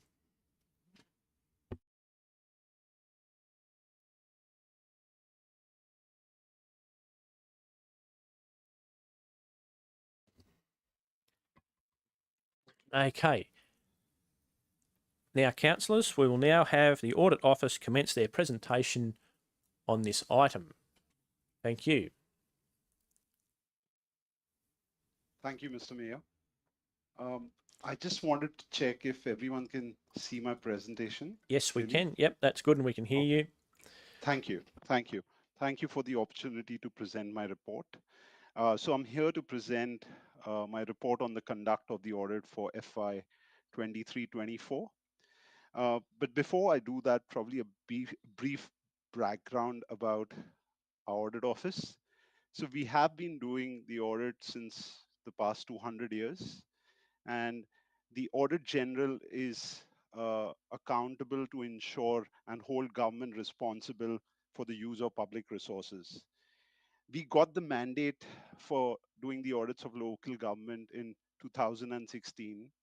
And recently, Mr. Bola Oyutunji was appointed as the new Auditor General this year. And his term is going to commence this year and will be for the next 8 years.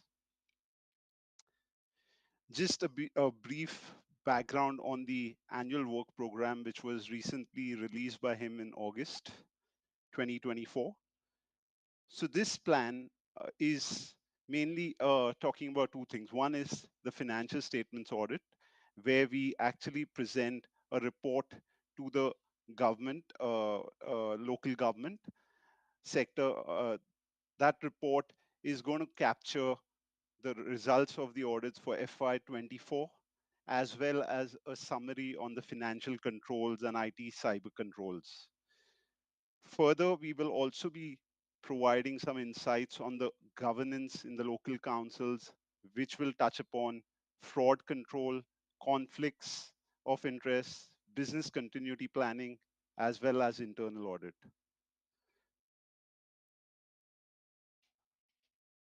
We also perform performance audits.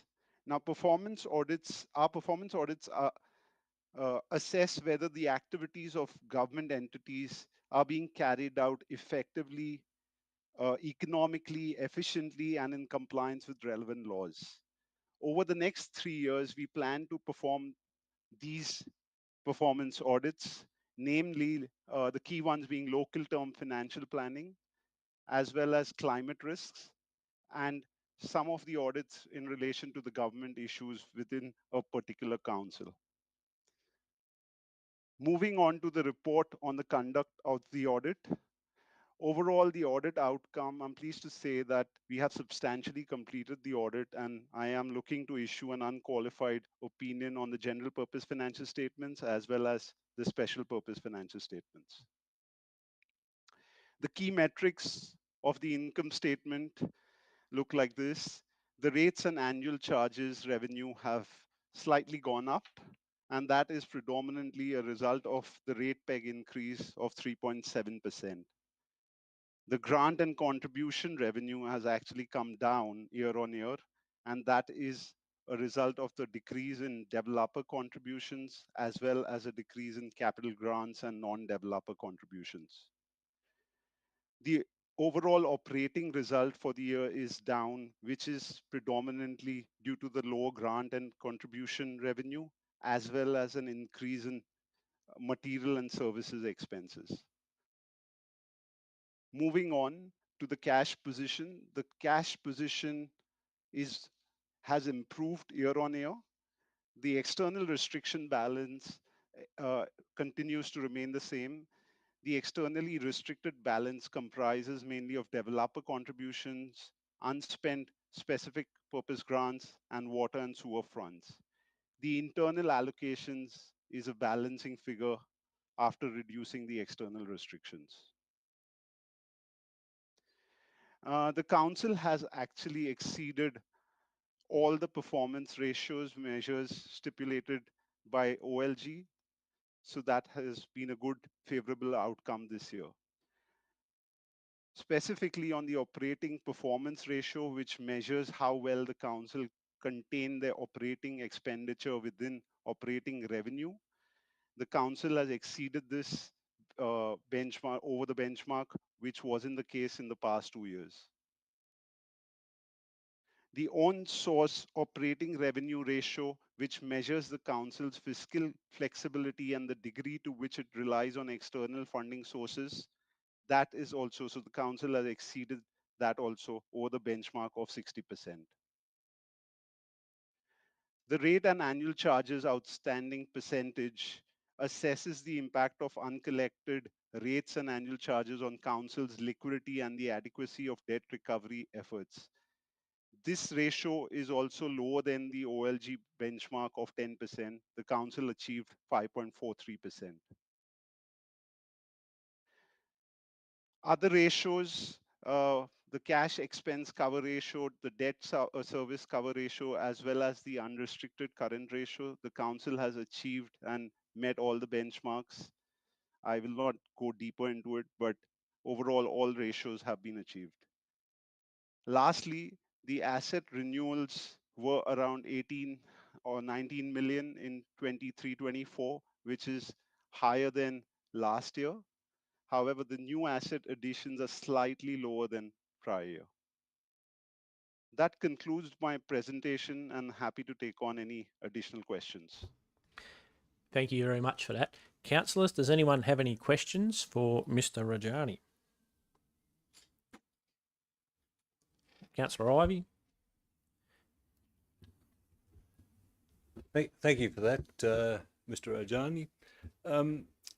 One thing I noticed in the report, there seems to be perhaps some disagreement, if we like, between the valuation of assets as done as performed by either the Valuer General or under statutory requirements, and some of our staff valuations that, in particular, to do with the longevity of those assets. Is that likely to be a problem, or is that normal part of a normal, robust discussion between the client and the audit office?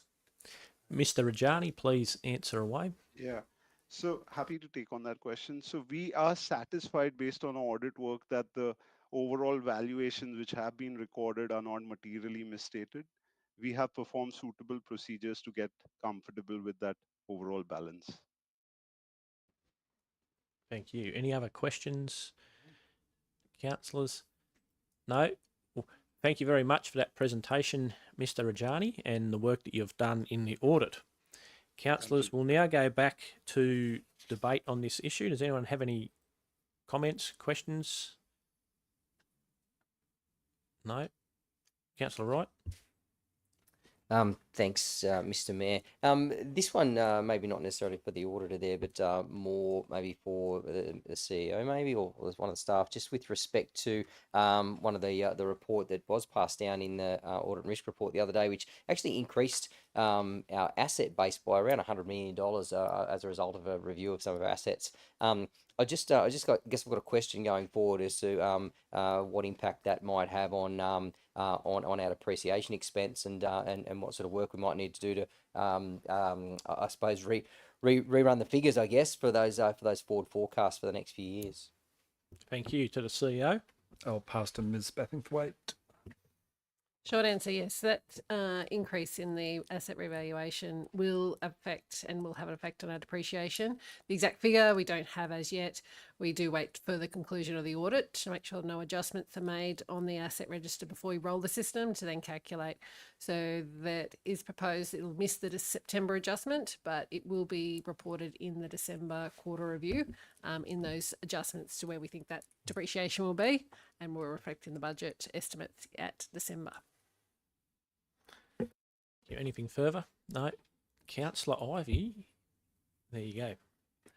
Thank you, Mr. Mayor. Look, firstly, probably congratulations to the staff, to the financial staff, and to Ms. Bathingthwaite. Having dealt with auditors over the years, I know what a pain it can be.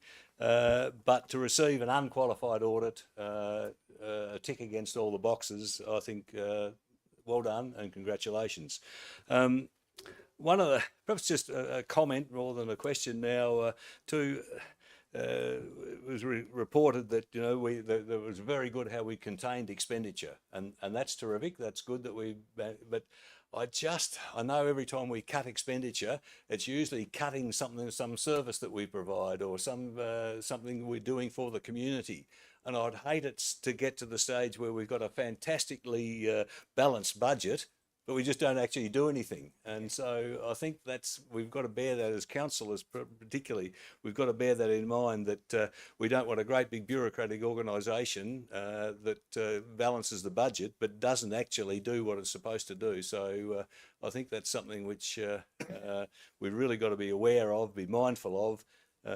We don't go and spend money willy-nilly for sure, but we are conscious that we are here to serve the community. We're not here to well, that's what we're here for. We're here to serve the community, and we must provide services efficiently. And I'm sure we do, but I think we shouldn't ever lose sight of that.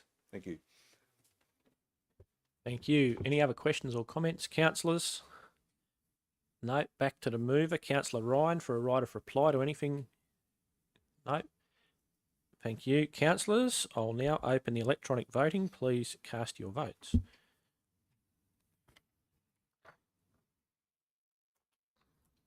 I'll now close the voting. Motion carried. The next item of business is item CCL 24/265, planning proposal R24-003, council owned road closure as exempt development, results of public exhibition. Can I please have someone move the report of the manager growth planning? Councillor Wright, seconded by Councillor Richardson. Councillor Wright, would you like to speak to your motion? No, thank you, Mr. Mayor. Thank you. Thank you. Any other councillors, comment, questions, debate? There being none, we'll put that. I have opened the voting. Please vote, councillors.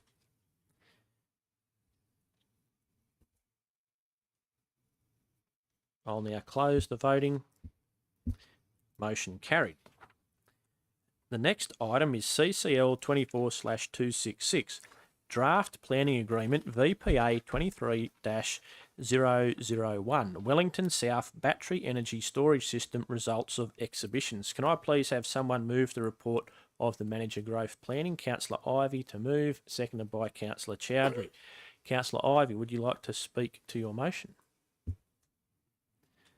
Thank you, Mr. Mayor.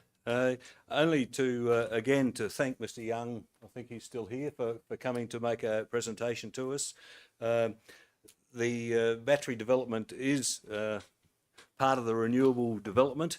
It's part of, it provides a valuable link between the generation of the renewable power and the end users. It's Wellington is well placed with the substation there and the hub for some of the new development going on, and it's great to see that battery development is taking place. Again, even better to see, or really it should be an absolute prerequisite in my opinion, that the proponent does contribute something to the community, because it's if it's helping save the planet by its installation and there, then the local community that hosts it, I think, deserves to get some reward from that. The amount that's been put forward over the life of the project, perhaps $2 million to go towards community development, particularly youth, disaffected youth.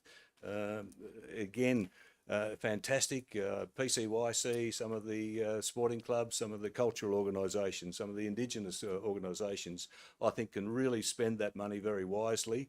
And I really look forward to sort of 10 years' time to saying, look what this is, look what benefit is being produced from this money. So again, thank you to the proponent, thank you to the staff that negotiated it. I think that, I know it was a bit of a protracted process, but I think again they should be congratulated on the result which was been achieved. So I'm very happy to support this motion. Thank you. Next up we have Councillor Wright. Thanks, Mr. Mayor. Only a comment. Again, happy to support this, and just more referring to there's a bit of a table there on page 167 of the papers, which talks about the contributions and where that money will go. Years 1 to 5, youth and welfare support initiatives. Years 6 to 20, strategic projects focused predominantly within the Wellington LGA or the old Wellington LGA. Look, both fantastic initiatives for that money to go towards, especially youth and welfare support initiatives, strategies for disengaged youth. I know it says 2% for administration. I'd love that administration to go every bit towards active promotion of the availability of these funds. Again, too many times I hear comments from different groups and different organisations that said they've never heard anything about that money. How come it sort of went under the carpet and they didn't hear? So certainly to be actively promoting that these funds when they do become available to any of those non-profit organisations that that can use the money and obviously qualify for the guidelines. I'd love to see them all involved. So thanks. Thank you. Any other councillors? Councillor Ivey, you have a question, is it? Just a correction, Mr. Mayor. I'm sorry, I referred to Mr. Young. I meant Mr. Yates. Sorry. So, wrong title. Sorry. Thank you. Councillor, who's next? Ryan? Yep. Oh, look, I'd just like to say I also will be supporting this motion, and it's good to see things coming to Wellington, but the things that are coming to Wellington actually being put back into our community. And like I said, the youth of our community is our future. So, I take my hat off to you guys, VPA, and I just want to say thanks for actually putting back to the community, not just coming in, doing something, and then taking off with no benefit to the community. Thank you. Councillor Butler is up next. Oh yeah, it's just a question. In the years 6 to 20 contribution period, it says strategic projects 98%. I was just wanting to get some sort of idea. Maybe it's too far into the future, but some sort of idea what a strategic project would look like. To the CEO. The way we've structured our VPAs is that the community now has certainty around the next 5 years. So that's what they would like to see funded when we go out for consultation. I guess what we're conscious of not doing is locking things in beyond that period. We can have another discussion with community about the strategic focus for those projects. And that's how we've set the framework of our voluntary planning agreements with the proponents as well. So, yep, we've identified what we need in 5 years' time. Things can change within a community, and we may have a new strategic focus in partnership with our stakeholders. But I might throw to Mr. Jennings for any further insights, given your team negotiates that outcome. Through you, Mr. Mayor. So Council's got a renewable energy framework which sets a number of priority areas there for our voluntary planning agreements to be looked at, such things, housing opportunities, youth and welfare support, as we've discussed, economic development initiatives, road infrastructure works as well, just to name a few. So basically, that sets the overall strategic direction for any of the decision making for those strategic projects in the future. Thank you. Anything further, Councillor?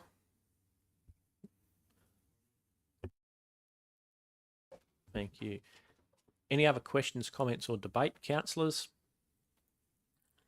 No, we'll go back to the mover of the motion. Councillor Ivey, would you like a right of reply to anything?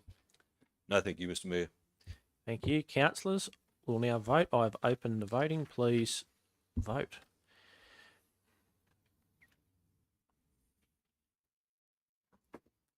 I've now closed the voting. Motion carried. The next item is item CCL 24/267, Housing for Our Future Community Engagement Update. Can I please have someone move the report of the Manager Growth Planning?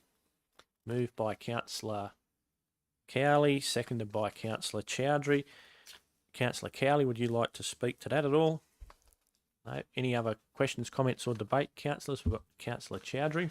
Thank you, Mr. Mayor. I really thanks the council took that initiative and doing this consultation and looking forward what the future will be Dubbo housing. On that consultation, I have seen like the other fair fee stakeholder, but I'd like to request council to add our multicultural communities because there's a large number of migrants community are coming to Dubbo and they have a lot of issues currently. So I'd like to see they've been part of that consultation list. Thank you. Just to the CEO. I'll take that on notice and we'll incorporate that in the program. Thank you. Any other questions, comments or debate, councillors? No. I'll just quickly add, at the Housing Reference Group the other day, one of the great calls was for much more medium density housing, and other than just on the 600 square metre blocks. So that was very interesting. Councillor Cowley, would like a right of reply to anything there? No, thank you. Councillors, I have started the voting. Please cast your votes. Councillors, I will close the voting. Motion carried. The next item, item CCL 24/268, Delegation of Authority to the Chief Executive Officer. This item requires a decision. An alternative motion moved by Councillor Dickerson. Thank you, Mr. Mayor. I'd like to move that the delegation of authority to the Chief Executive Officer, as attached to Appendix 2, with minor updates and typographical errors amended, of the report of the Manager Corporate Governance be adopted. Number 2, that no power of attorney be provided for the Chief Executive Officer. Number 3, that Council note the use of extended delegations by Chief Executive Officer Murray Wood during the period of 14 September and 2 October 2024 when electoral results are being determined. Thank you. A seconder? Councillor Wright, thank you. Councillor Dickinson, would you like to speak to your motion? Thank you, Mr. Mayor. Some people question what the role of a councillor is, and this is one of the roles councillors can play, determine how many things the CEO can take care of on a day-to-day basis and how many things need to come back to council. Obviously, we don't want delegations too generous to our CEO, because what would be the point of councillors? We would have any job to do, we'd have no decisions to make, because the CEO could make all of those. And I've seen some councils do that, where they might give, for example, unlimited values for all tenders. So that means that not even tenders would come back to council. Going too far the other direction means that you've got a problem with the CEO having to bring so many decisions back to council that it inhibits the ability for the CEO and hence the staff to do the job. We spent some time in the last term of council to get the delegations right, and I believe the 2022 document had the delegations right at a good balance between allowing the CEO to do his job, undertake his job, and then still come back to council when we needed to for larger decisions. So I have basically said that we'll move ahead with those same delegations from the 2022 document. The other one that I think is absolutely critical is the power of attorney. And if I go back to the old Dubbo City Council days, that's not something that council has really considered. We wanted the common seal of council because we thought it was appropriate for the CEO and the mayor, whoever the CEO and the mayor of the day were, to sign off on contracts, on resolutions of council, to make sure that both the elected body had a representative in the mayor and the CEO had the representative in terms of carrying out those instructions. That seemed to satisfy accountability, that seemed to satisfy transparency, and the community had an expectation that those larger contracts, those contracts that were resolved at council, had just a final check, a final insurance that those things that were being signed off were correct. Now, I'm not in any way suggesting here that the CEO would try and do something that would be untoward or incorrect. I've got a huge amount of trust in our current CEO, but people can make mistakes, and people have an expectation that councillors, our representative, the mayor, is involved in that final step of the process. If something does go wrong, if a mistake is made, councillors will be the ones who will be answerable for that. So we need to make sure that we're there at the table. I can't see a reason why you wouldn't want to have the mayor involved. It's not that onerous. I know from my past experience, then you sit in the office next door to the CEO signs a document, it gets brought into the mayor for the mayor to sign a document. If the mayor's not there, sitting on the desk, next time, a few hours later when the mayor's back in the office, a signature's added there after the mayor has a look at that document to make sure it is something that's actually been resolved by council, make sure it is something that should be being signed. If there's a question there, it's quite easy to duck next door and see the CEO. So I don't see any impediment in terms of holding up the wheels of council. Those contracts are large contracts that typically take a long time to deliver. Holding it up for a couple of hours until the mayor comes back into the office means that it gets done in the right way. Again, accountability, transparency, what are we here for? So I commend to councillors those delegations that are in that document and no power of attorney. Again, I can't see an argument against the power of attorney. Having the mayor and the CEO sign off on each document makes sense to me for those major documents we're involved with. Thank you, councillors. Thank you. Any other comments, questions or debate, councillors? Councillor Richardson. Thank you, Mr. Mayor. Yes, I do. So I would just like to foreshadow an alternate motion to give the CEO the power of attorney. Thank you. So that'd be the other elements the same, 1 and 3, just a change to point 2. Point 2, that power of attorney be provided to the Chief Executive Officer. Yes, All right, thank you. So, yep, this Councillor Dickinson's motion would need to be defeated first. Yes. And then councillors would get the opportunity to vote on the foreshadowed motion by Councillor Richardson. Thank you. Any other questions, comments or debate, councillors? There being none, Councillor Dickinson, a right of reply at all? Nothing to... There's nothing to reply to. Thank you. Councillors, I will start the voting, and knowing that there's the foreshadowed motion by Councillor Richardson, should this be defeated with the no power of attorney to come up. The voting is open.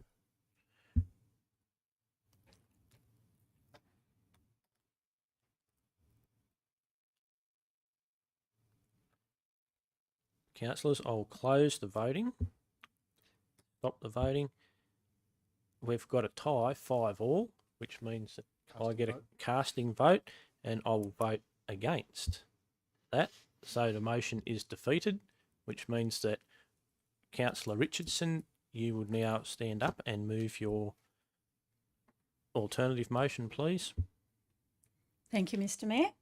So the alternative motion would be that the delegation of authority to the Chief Executive Officer, as attached at Appendix 2, with minor updates and topographical errors amended, of the report of the manager corporate governance to be adopted to come into effect on the 1st of January 2025.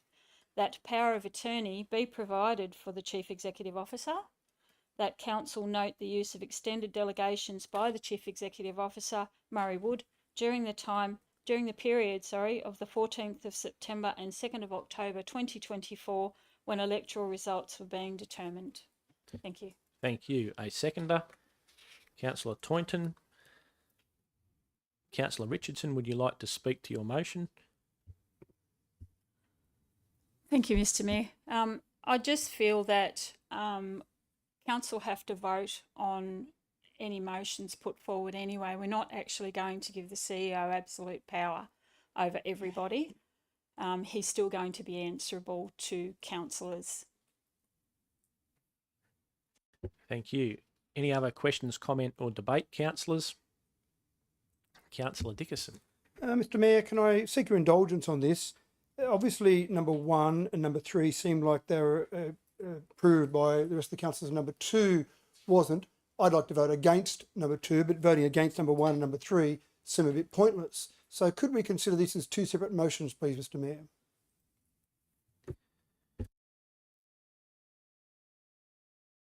Thank you, Mr. Mayor. You need to get the indulgence of the original mover, Ms. Richardson, Councillor Richardson, to separate it that way. If that is approved by the mover, then I would suggest that that's okay in terms of our process and codes of meeting practice. Yep. To the mover. Quite happy to split the motion. Thank you. So that would mean that we'll vote on 1 and 3 first of all, and then we'll come back to number 2. So have you got Councillor Richardson moving 1 and 3 still? Yep. Yep, right. And then doing the second, number 2 as a separate. Thank you. Yep, that's right. Okay. Councillor Wright, press your button there. You just need to check the second is okay as well. Hang on. Just got to check the second is okay. Councillor Toynton, were you okay with that? Yes. Okay, so Councillor Wright. Thank you, Mr. Mayor. It was just a question, just seeking some clarification with respect to that last line of item 1 to come into effect 1st of January 2025. Does that need to be on there, or is it come into effect immediately today? Is a date necessary? It was just a point of clarity, that's all. Yes, to the CEO. Yes, if you so choose, you could actually just remove after be adopted and the full stop, and then therefore to come into effect 1st of January 2025, it just becomes live as of tomorrow. So again, you could be neat and just go seek the mover and the seconder's approval to just remove that, and then we can have that as the original motion. Councillor Richardson, would that be okay to remove the 1st of January 2025 from the end of point 1? Yes, that would be fine. Thank you, Mr. Mayor. And seconder, Councillor Toynton. Yes, that's good. Okay, so we're on point 1 and point 3. Any comments, debate or questions, councillors? No? And no right of reply required? No. Okay, I'll open the voting. We're on point 1 and point 3, councillors.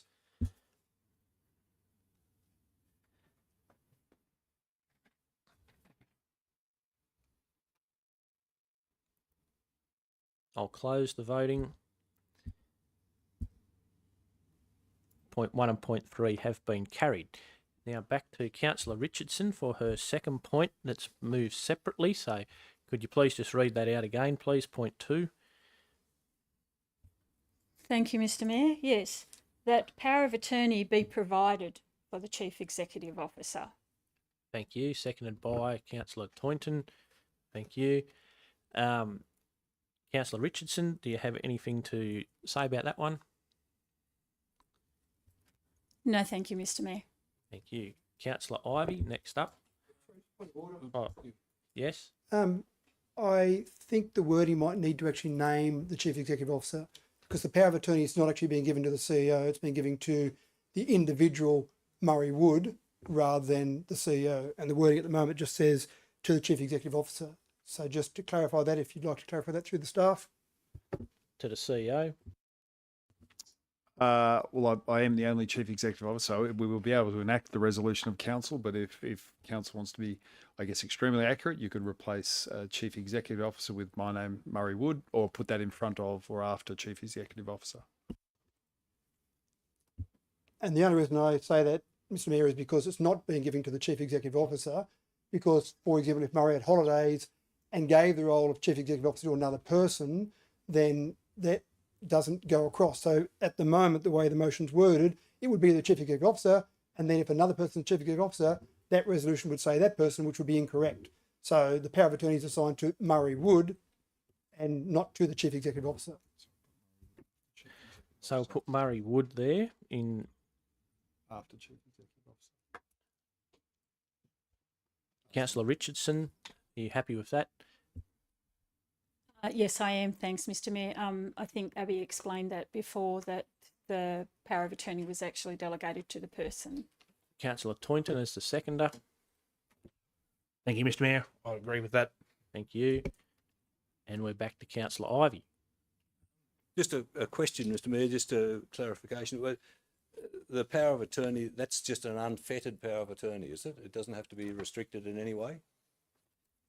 It's CEO. To particular decisions or amounts or restrictions? It's just no. So it's different to delegation. So your delegation controls amounts and what decisions can be made, and then the power of attorney would apply to signing decisions of council. So under delegations, I would move ahead with those anyway. For example, a tender under $250,000, I'll be able to sign those. Typically, it's decisions of council. The choice is with a council seal, or I would sign it under power of attorney. So it isn't unfettered. It's not necessarily listed in the power of attorney. It's through other instruments of legislation and regulation, like delegations under the Local Government Act. Further question, Councillor Ivey, or anyone else? Look, I accept the CEO's comments, but it does seem quite unusual to have an unfettered power of attorney. As you say, it only applies under particular circumstances. Where does that motion say that? And because there may well be some instance, I can't think what, but I can imagine there may well be some instance which isn't covered by legislation or isn't actually specifically nominated, but yet this power of attorney may well apply in that situation. As I haven't got enough experience to know what that might be, but it just seems, if I read that, that says that the Murray Wood has a power of attorney to operate, make decisions, sign off on anything for this council, and that doesn't seem right. We'll throw to the CEO. We'll take that as a question to the CEO for clarification. Yeah, so it's different to a power of attorney for an individual, what you may be used to. So powers of council get delegated, so it's not unfettered power, and therefore I can't apply a power of attorney to things that aren't delegated. So I'll use examples in the Act where things that cannot be delegated by council to CEO and therefore staff, necessarily that comes to council for a decision, and therefore the decision is council's. I would then sign the paperwork in effect. Similarly to a tender threshold, which you have adopted in the delegations, when it's over $250,000, just because I have power of attorney doesn't mean I can sign something over $250,000. There's a legislative instrument that controls where I can apply the power of attorney. Similarly to the council seal, should you resolve to have a council seal, that doesn't give the mayor and the CEO of the day the unfettered right to apply the council seal to anything. So the same controls exist for the council seal as they do for the power of attorney, is the summary. Anything further, Councillor Ivey? Councillor Dickerson? I am quite horrified by this, Mr Mayor, about the concept of this council starting off its new term of council by saying we don't think we need to be involved in the final signing off of decisions. It's an impediment to the progress of council. If the CEO does go on holidays, for example, or might, for example, get sick and suddenly have to go away at short notice, there's no one to sign those documents. With a common seal, the acting CEO and the mayor or acting mayor have the ability to sign off those documents.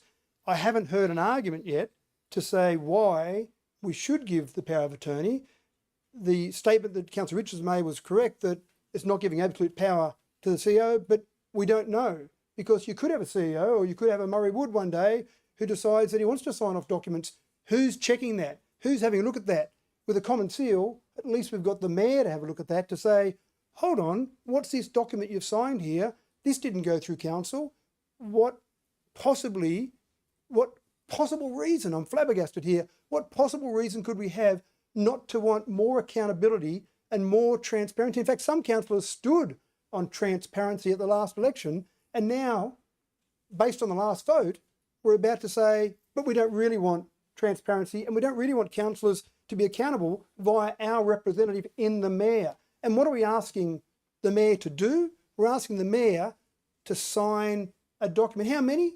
Well, I know from my experience, it might have been 1 or 2 a week. Not that onerous. So surely we would want as councillors the ability for our representative on council, the mayor, to see these important documents. Some of these documents might be involving millions, tens of millions of dollars.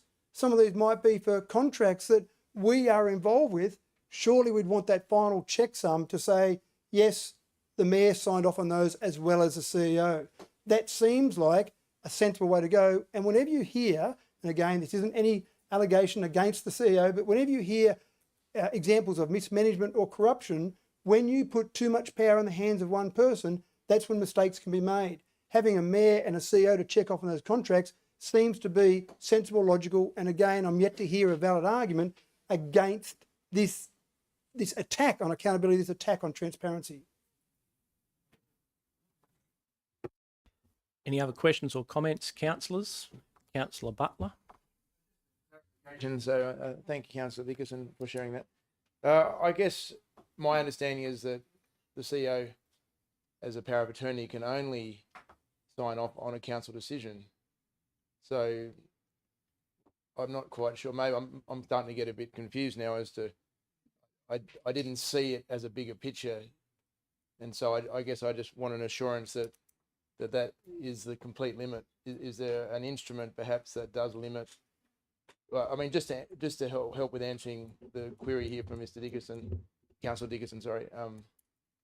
Could someone maybe give me a bit further clarity on that, or reassurance perhaps to the CEO? Or is it?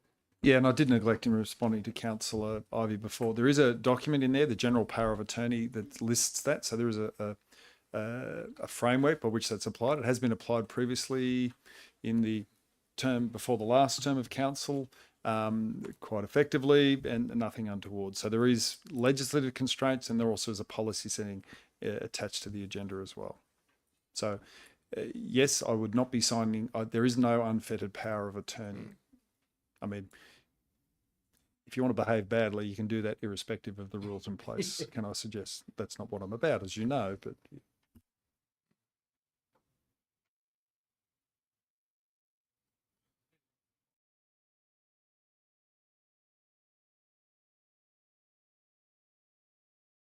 We'll go to Councillor. Oh, Councillor Dickerson, did you ask the question? No, you didn't. That's Councillor Butler. Next up, now, Councillor Richardson, as the mover, does she get another question? Yep, Councillor Richardson. You're right. Thank you, Mr. Mayor. It's not actually a question. I just wanted to reiterate that. Is the question, it's got to be to the CEO? Oh, I'm sorry. That's all right. A question? So, Mr. Wood, as the CEO, could you envisage yourself signing documents worth millions and millions of dollars without it being passed through council? So I'm only new at this, so give me a go. To the CEO? And never a problem. We're working through the meeting process. So short answer is no, because it's illegal and it's unethical, outside of my powers, etc., etc. Not whom I'm about. That's correct. Thank you. Thank you. Next, we have Councillor Ivey. I, as the CEO will know, still struggle a little bit to know what the role of a councillor is. I think sometimes I wonder just what we have. And perhaps just following on from one point that Councillor Dickinson said, look, we're here to make decisions, and we make decisions. As part of, we're here to see that the council runs effectively and efficiently and honestly. I can't see why we as councillors should give up the right for the final bit of that puzzle, bit of that piece. Surely, we've made a decision. We want to ensure that council follows that decision through. And having our representative being the mayor just checking that and signing off on it, to me, I'm sorry, it just makes sense. And if someone asked me to define what I think is the role of a councillor, it is to do exactly that. And yet we're about to vote to give it up. Why? I just don't understand. Councillor Wright. Thanks, Mr. Mayor.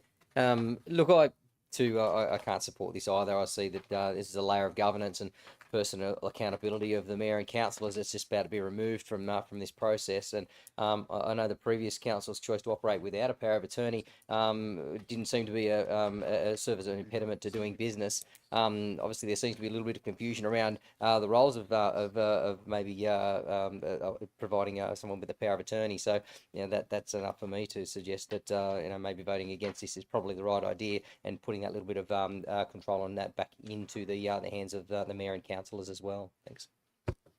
Councillor Dickinson, a question? I've got a question, Mr. Mayor. If you refer to page 215 in our business papers, I just have a question to the CEO. There's been a statement made about the fact that the CEO could only sign off on resolutions of council, but point 3 there, it does talk about the power of attorney giving effect to functions of the principal which have been delegated to the attorney. So I'd just like to ask the CEO if he can give us more information there about the type of things that might involve. Resolutions of council, we understand, but the things that might be involved there, the functions that have been delegated to the attorney, in other words, the functions delegated to the CEO that he would sign without anyone else having to see those documents. To the CEO? I would suggest that refers to what you've also determined is the delegations. That's what I referred to about. And there's only some things that can be delegated. I'm looking at the power of attorney document. Yep. Yeah, okay. Thank you. Yep. Yeah, so I think that what the principal is delegating to the attorney. So that is directly what council has chosen to delegate to the council. So what council chooses amongst its various powers to delegate, I would be able to use that power of attorney for. So I'll use the tenders example again. I can't determine tenders above 250,000. So council would determine that. That would come back to myself as the officer to sign off. Councillor Chowdhury. Thank you, Mr. Mayor. Yeah, I'll vote against this this foreshadow motion because when community is asking for like a transparency, and I don't see where is the problem, why a mayor cannot sign the check the final document and sign it. So I'll vote against this one. Thank you. Councillor Ryan, is your mic on? Yeah, sorry. Oh, look, I have to take a stance and say opposite to that. Look, the people of the community put us in this position to make decisions. Now decisions are to put our trust into our current CEO, so I don't think we're not losing anything. All we're doing is putting our trust into our CEO. I can't see a problem with that. And if there is going to be a problem, I think it'll be soon stamped out once we cross that bridge. But, it's our job as councillors to be working with the CEO, and if we can't sit here and say that we've got 100% trust in him, well, I think we're far from where we need to be. Thank you. Any other questions, comments or debate, councillors? Councillor Butler. Oh yes, thank you, Mr. Mayor. Thank you. My question would be to the CEO.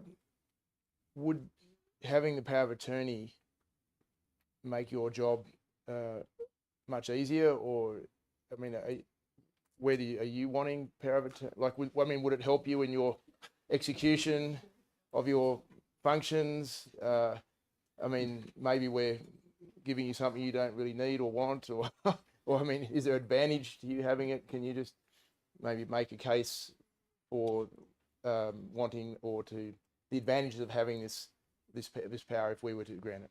Thank you. To the CEO. So I won't make a case. That'd be me entering the debate, and that's a no-no. Look, there'd be a slight efficiency because I can pick something up and sign off on it, so there'd be that element as well. Noting that if I'm going to be planned leave, I'd have to get council to resolve. So to be truthful, this is a council decision, and I'm agnostic. What you choose is the right decision for you as an elected body. I think I would reiterate, you should have comfort if you choose the power of attorney that there are many controls in place to prevent and make strong the controls around the use of the power of attorney. There is no unfettered access. I guess that's my main point. Should you choose, and I apologise, councillors, we're just talking here, but just want to clarify. We just were working out because the previous motion was defeated, and if this one lost, where does that leave us? We're just working out that. So I do too is my answer, but I'll just pass on. That's separate to the question. Thank you. Thank you. Anything else, Councillor Butler? Might be a little bit cheeky, and so what about yourself, Mr. Mayor?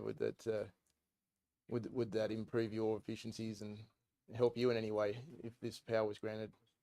Do you see any advantage of it? Myself, I was going to make a comment later, but I'll answer your question there now. I just feel that it's really only to do with council resolutions. It's all governed under the Act, the Local Government Act 1993, and when we've resolved something here at council, then the CEO can just sign it off. We've already made the decision publicly. Just sign it off. Let's just get the show moving. That's my thoughts on it. I'm confident we've got a CEO. If he doesn't do that, then it could be like a criminal offence. If we've got a tender that should be going this way, and if I'll give it this way, then there's a whole criminal act that covers all of that. So yeah, I'd be comfortable with this. Councillor Butler, were you going to?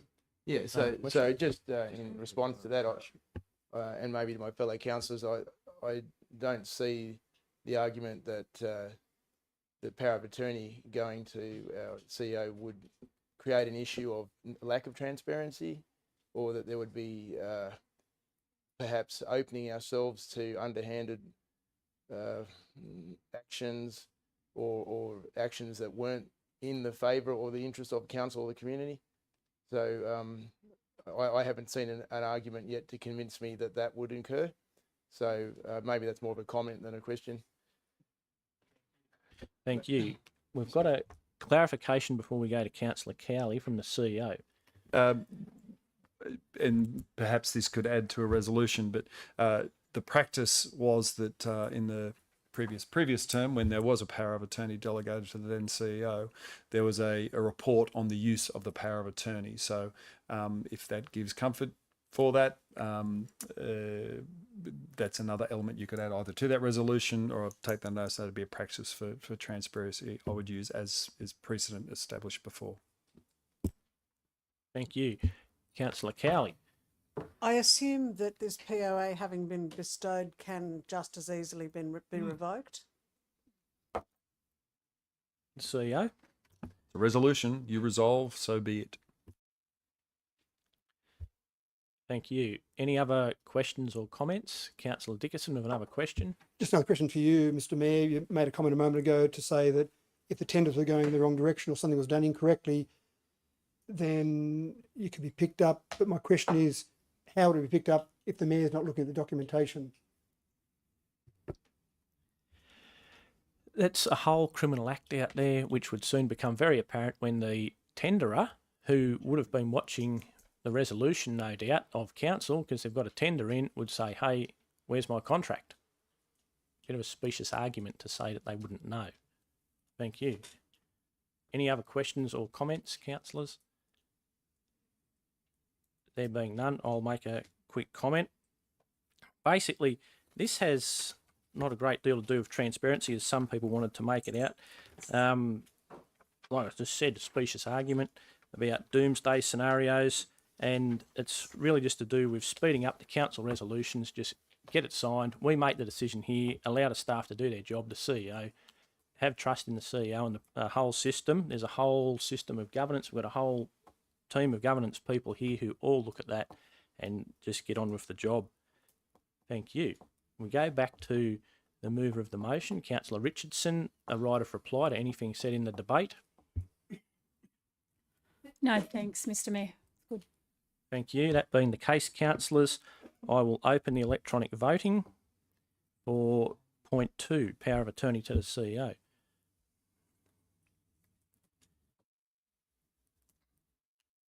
I'll now close the voting that everyone has voted. The motion is carried 6-4. Thank you. I would now like to declare a pecuniary significant interest in the next item, CCL 24/269, and will leave the room during Council's consideration of this matter. I call on Deputy Mayor Philip Toynton to chair this item in my absence.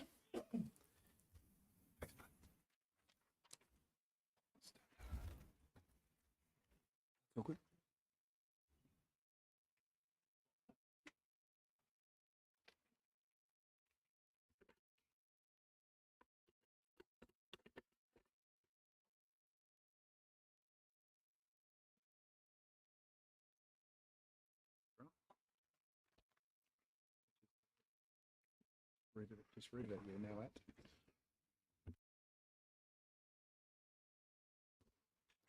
We are now at item CCL 24/269. Review of determination D22-122 Part 5 Lot 35 Lot Subdivision. Lot 8 Deposited Plan 1063425 4L Camp Road, Dubbo. This item requires a decision of council. Do any councillors have an alternative motion? Councillor Dickerson. Thank you. I've got a motion here. Thank you, Mr. Chair. Number 1, the review of the determination of the application to modify development consent D2022-122 Part 5 has been undertaken. Part 2, the application to modify development consent D2022-122 Part 5 be approved to incorporate the following. Part A, amend condition 18 as included in the body of the report, and B, relocate driveway of lot 401. Thank you, Councillor Dickerson. And a seconder, Councillor Kelly. With the mover, Councillor Dickerson, would you like to speak to your motion? Thank you, Mr. Chair. This is really about whether Dubbo Regional Council is open for business and open for developers.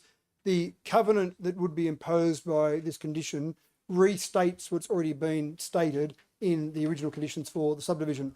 There's no need to restate that. In fact, the Land Environment Court said in one of its rulings that there's no need to restate the same things over and over. And in fact, anyone that was looking at that would be able to see that the acoustic treatment would still need to be done on the various buildings in the various lots that were impacted. So putting the same condition on seems like extra paperwork, extra bureaucratic red tape. I can understand exactly why our staff are doing this to make it obvious, but for anyone that's purchasing a block of land in that subdivision, their legal team, their conveyancing team, their solicitors would be looking at this subdivision and making sure they're getting conditions right. And when it gets to the point of actually a DA being lodged with council, then that would also be a process where it would be picked up. In fact, I would hope that any of the draftspeople or architects doing the work will be looking at the conditions on the overall development to make sure they were doing the development in the right way in the first place. So if it get to that stage where our staff had an application that didn't meet the criteria, then it would be still picked up there. Again, I just feel like it's extra bureaucratic red tape that we're not needed. We're going to make sure we're open for business. We are in a housing crisis. We need more housing in Dubbo because more people want to move to Dubbo. This is another great housing development, as along with many others that we've got. We want to see houses being built there. We want to see them being built there as soon as possible.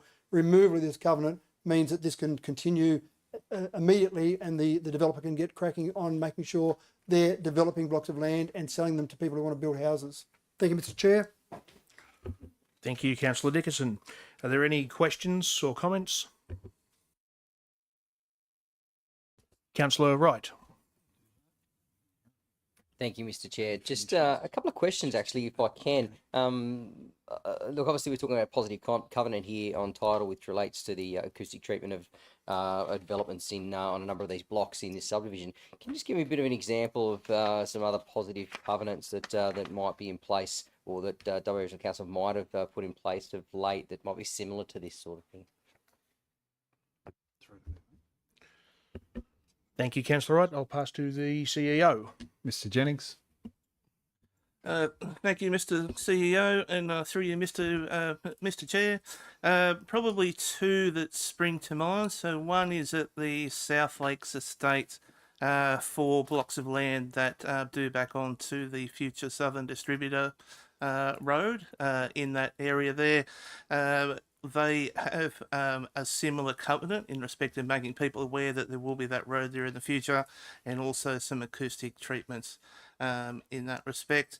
The Macquarie View Estate, where the railway line, which is currently not used but still active, from there it also there's a covenant there which requires some acoustic treatments for dwellings that back onto that unused railway line.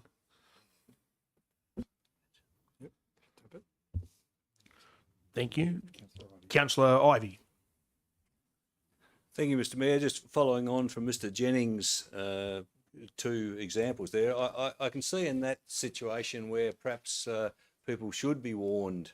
There's something may happen in future that's not there now.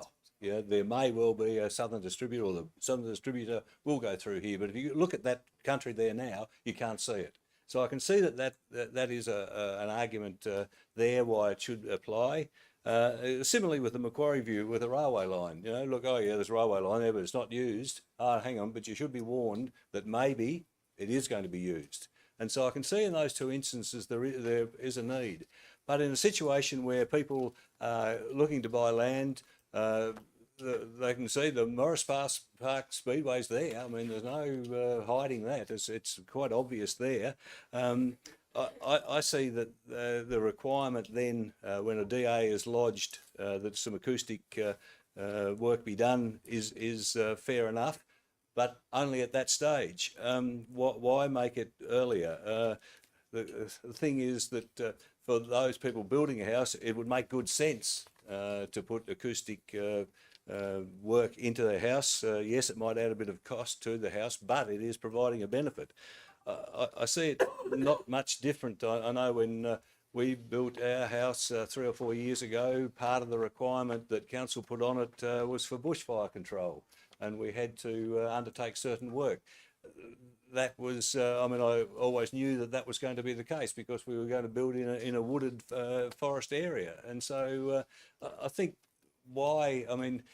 people should be aware that there will be some requirements, that the requirements, again, in the bushfire control, I was quite happy with it because I was being told what would be a very good, sensible, safety thing to do. And therefore it was to my advantage to adopt that. So similarly in this situation, it would be to the owners or the builders' advantage to adopt it. So why complicate things by putting in extra paperwork when that can be just undertaken anyway? So I would support Councillor Dickinson's motion.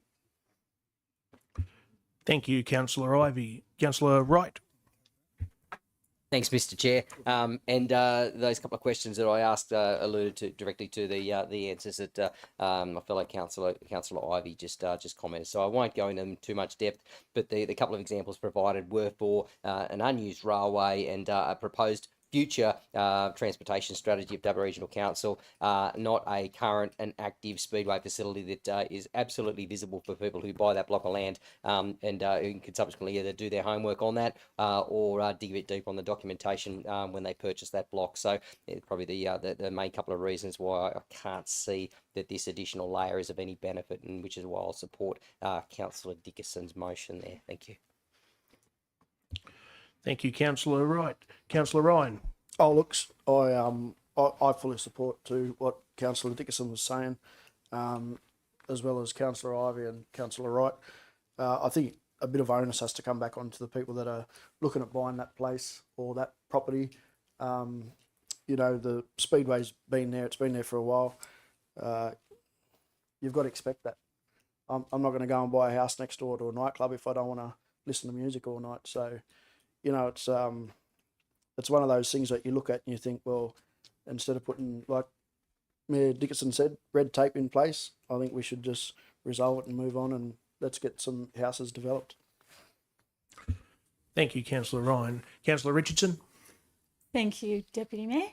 I'm going to support Councillor Dickinson's motion as well. It will bring a lot of income into the LGA, not just in that particular area. If people are building homes, builders are going to be busy, brickies are going to be busy, electricians, everybody will benefit from it. Plus council will benefit from it by the amount of rates that are charged and paid every year. Thank you, Councillor Richardson. Councillor Dickinson, a right of reply? Thank you, Mr. Chair. I certainly think the examples given there for the other positive covenants by Councillors Wright and Ivy make sense, and there is some logic there, and I can understand exactly why the staff might have been going down this path as well with a positive covenant. But again, I think it seems clear that councillors feel that this development should go ahead without that, and we want to see it developed. So thank you, Mr. Chair. Thank you, Councillor Dickinson. I will now open the electronic voting. Could councillors please cast their votes? So you vote. Should tell you when it gets to 9. Is that 9 already? Yeah, it's only 9, so when it gets to 10. There's only 9 in there, so hit that button. You'll close the vote now. I'll now declare the voting closed. Yep. Voting. Stop the voting session. So we have 9-4. I declare the motion carried. That's it. You now leave the chair and ask Councillor Black to come back in the room. Yep. You say that. Yeah, I'll put the card out. I'll now ask the Mayor to return to the room and resume his position as Chair.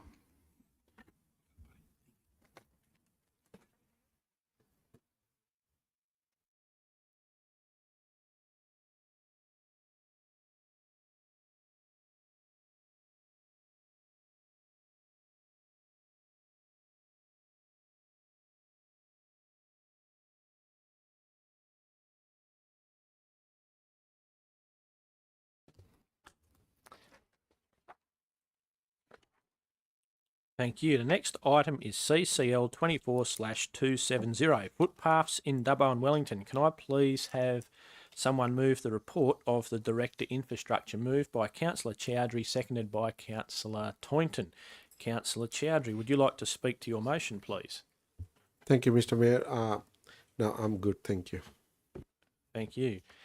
Any other comments, questions or debate, councillors? There being none, I'll open the electronic voting. Could all councillors please vote?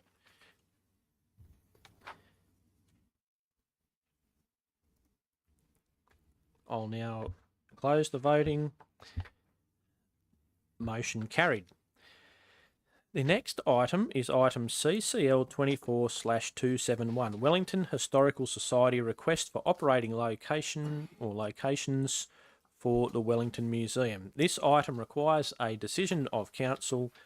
Councillor Dickinson has an alternative motion. Thank you, Mr. Mayor. I've got an alternative motion different to what's in the business papers. Point 1, that council enter into a peppercorn lease agreement for $1 per annum for lot 2, 5 Maun Street between Dubbo Regional Council and the Wellington Historical Society for a 5-year term with 3 5-year options. That council not enter into a lease for lot 8, 37 Warren Street or lot 9, 37 Warren Street. This is the block on the corner of Warren and Percy Streets. And that council assist the Wellington Historical Society to find alternative accommodation to house their excess collection, and that the Wellington Historical Society will not be required to move the collection before alternative accommodation is found. Thank you. Do we have a seconder? Councillor Cowley. Councillor Dickinson, would you like to speak to that motion? Thank you, Mr. Mayor. We already heard from Ms. Cox earlier in public forum, and I've certainly had discussions with Mr. Ian Parks, who's the president of the Wellington Historical Society, and we talked about the 2 problems that they've got. One is having tenure, long-term tenure, over the old Wellington Police Station. If they've got that, they believe they've got better ability to obtain grants, excess money from not council, from other sources, which we would love to see, because we'd love to see that develop further, and we'd like to see it happen without our money if possible. We might need to contribute something along the way, but we'd like to see some grants coming with some external funds. Giving them tenure, they've got a 5-year, this proposal is for a 5-year lease with 3 5-year terms, so that gives them effectively 20 years. They can go out to funding bodies and say they've got that long-term tenure. On the other side of that, having a lease on part of the old Historical Society building on the corner of Percy and Warner Street, if they had a lease on part of that, that would reduce the ability for council to sell that and obtain reasonable return for that. We've got a resolution of council that already says to sell one part of that, but I think it would be worth more value if we sold all of it. But we don't want to sell that out from underneath the Historical Society and have nowhere for their items that are currently located there to go. So if council staff can work with the Historical Society to find somewhere else for those items to go, and then when they do find that, they can move those items across, and then we can sell that larger parcel of land. I think we'll get a better return for it. And in the meantime, the Historical Society have still got use of that until we can find somewhere else for them. Thank you, Mr. Mayor. Thank you. Any other questions, comments or debate, councillors? Councillor Ivey. Thank you, Mr. Mayor. Yes, I'd support Councillor Dickinson's comments. The fantastic collection that does the Wellington Historical Society have, it is worth this council supporting them in maintaining and enhancing that those items for particularly public display, and doing undertaking this motion, I think, enables that to happen. It's a terrific, I'm told that the collection they have includes some actually very, very worthwhile, invaluable pieces, and so anything that the council can do to help support the long-term viability of the Wellington Historical Society and its collection, the better. So I'm very much supportive of this motion. Councillor Cowley next. Just very briefly, yes, I endorse both Councillor Dickinson and Councillor Ivey. As something of an historian myself, the preservation of history is never a bad idea, and particularly when you have a community group such as the Wellington Historical Society that's whose efforts I congratulate and acknowledge, who is so passionate about this. Then anything council can do to support that is worthy of our support. Thank you. Any other questions, comments or debate, councillors? No. We'll go back to the mover, Councillor Dickinson, for a right of reply. Not needed. Thank you, Mr. Mayor. Thank you. Councillors, we will now open the voting. Please vote electronically. Councillors, I will now close the voting. The result is the motion has been carried. The next item is item CCL 24/272, Dubbo Aquatic Leisure Centre refurbishment and upgrade of 50-metre pool and water slide plant room. Can I please have someone move the report of the Manager, Recreation and Open Spaces? Moved Councillor Richardson, seconded Councillor Butler.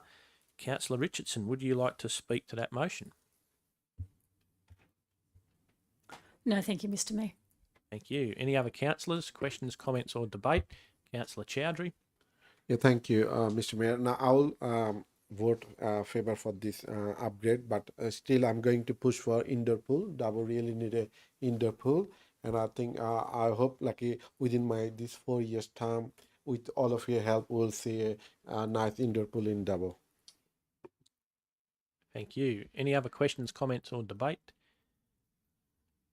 There being none, Councillor Richardson, would you like a right of reply? Oh. Go on. No, thank you, Mr. Mayor. Thank you. I'll now open the voting. Councillors, please vote away. I'll close the voting. The result is the motion has been carried. Next item, item CCL 24/273, formation of standing committees and determination of meeting dates and times.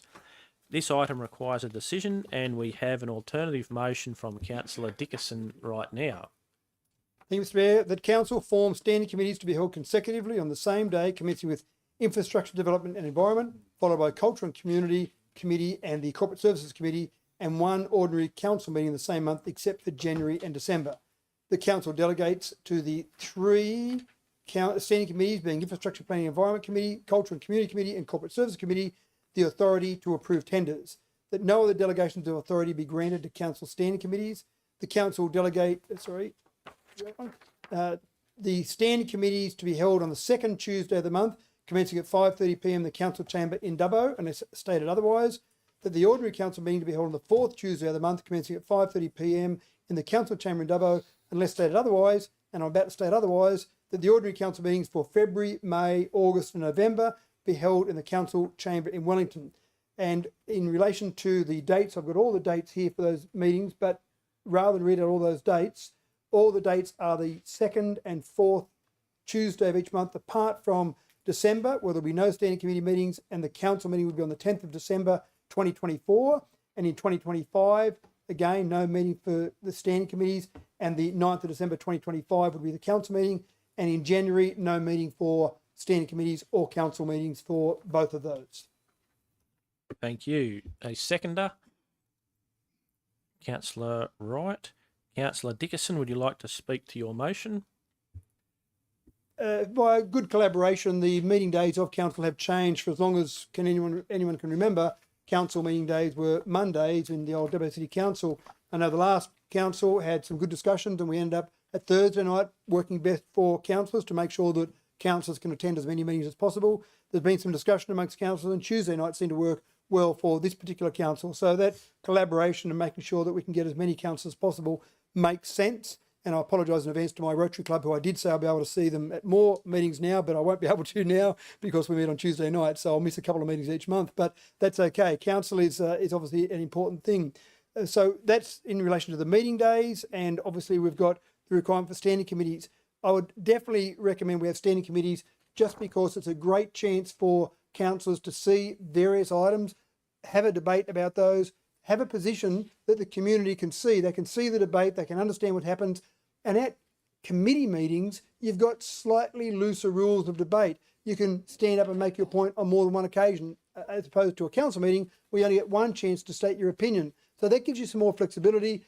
Ideas can be teased out further, and then the community can see where you're headed in a direction. 2 weeks later, the final formal decision of council is made. So I think that's important to have those. If you are going to give delegations to standing committees, I'd be recommending we just go to council meetings, because there's a certain amount of gravitas that is involved with a council meeting. So you want council decisions made at council meetings. Making council decisions at standing committees, to me, seems to downgrade the importance of those council decisions. You really want those decisions made at council. So if councillors don't want to have, or they would like to have delegations, I'd be saying just go for 2 council meetings every month. But I'd recommend against that, because committee meetings are a great chance for other councillors, 3 other councillors, to have a go at chairing meetings, to have a go at getting some experience about running that meeting, and also for councillors to find how they might fit into that debate, and again, those slightly looser rules of debate. So I think they're a great way to make sure the community is seeing what's happening. And I keep using these words, accountability and transparency. It means that the community can see those decisions transparently. If a committee meeting made decisions, sometimes the public may not be fully aware of those decisions being made. Transparent also makes us more accountable, so that we can have discussions with our community, with the people out there in the community, about decisions that aren't yet made by council, but you can see the direction they're going in. So it makes us more accountable to the community, rather than that decision's made, all too bad, so sad. We've got the ability to have those further discussions. And I know sometimes councillors do change their mind between standing committee meetings and the council decision when it's made 2 weeks later. I think that's a good decision-making process. We've had the discussion at the last council term about the potential impediment of having the standing committee meetings not have the delegation, and it was determined that tenders was one of those areas where it was an impediment. So this particular resolution says that we can approve tenders at standing committees, and keeping in mind that tenderers aren't allowed to lobby councillors anyway, it doesn't really take away that accountability and transparency, because we're restricted from having those discussions with tenderers regardless. So having tenders in there does that. There's also the discussion about DAs, and the staff were good enough to give me some information about DAs. We approve roughly about 600 DAs a year. In the entire last term of council, only 10 DAs actually came to council. So if you were worried about the hold up of DAs not being able to be made or decided upon at standing committee meetings, well, there were only 10 in the last term of council. I see no reason why there are going to be significantly more in this term of council. So that puts to bed the idea that you're stopping the wheels of progress for DAs. We've already got the wheels of progress happening in tenders. So it comes back to those two magic words, accountability and transparency. And that's what having standing committees not make resolutions of council gives us, which is why I put it forward in this particular resolution. Thank you, Mr. Mayor. Thank you. Any other comments or debate, councillors? Councillor Wright. I need to put my hand up a bit more often instead wave my arms around. Thank you, Mr. Mayor. Look, I'll support this as well. Look, as a first-time councillor in the last term, I found this to work quite well. And actually, as Councillor Dickinson's has made mention to, I did vote. I'll openly say I voted one way at a standing committee meetings, and after some further deliberation and consultation with community and even staff on some more technical matters, changed my mind when it got to a council meeting. So certainly it gave me, even as a councillor, an opportunity to dig deep into some things that we all see business papers with 5 days or 7 days prior to a meeting, and sometimes on those more complex items that you might see, especially in some of those committee meetings, it does give you an amount of time. So the whole argument of duplication of process and wasting time, in my opinion, if we're trying to make the right decision or what feels the right decision, then time is a great thing to have up your sleeve.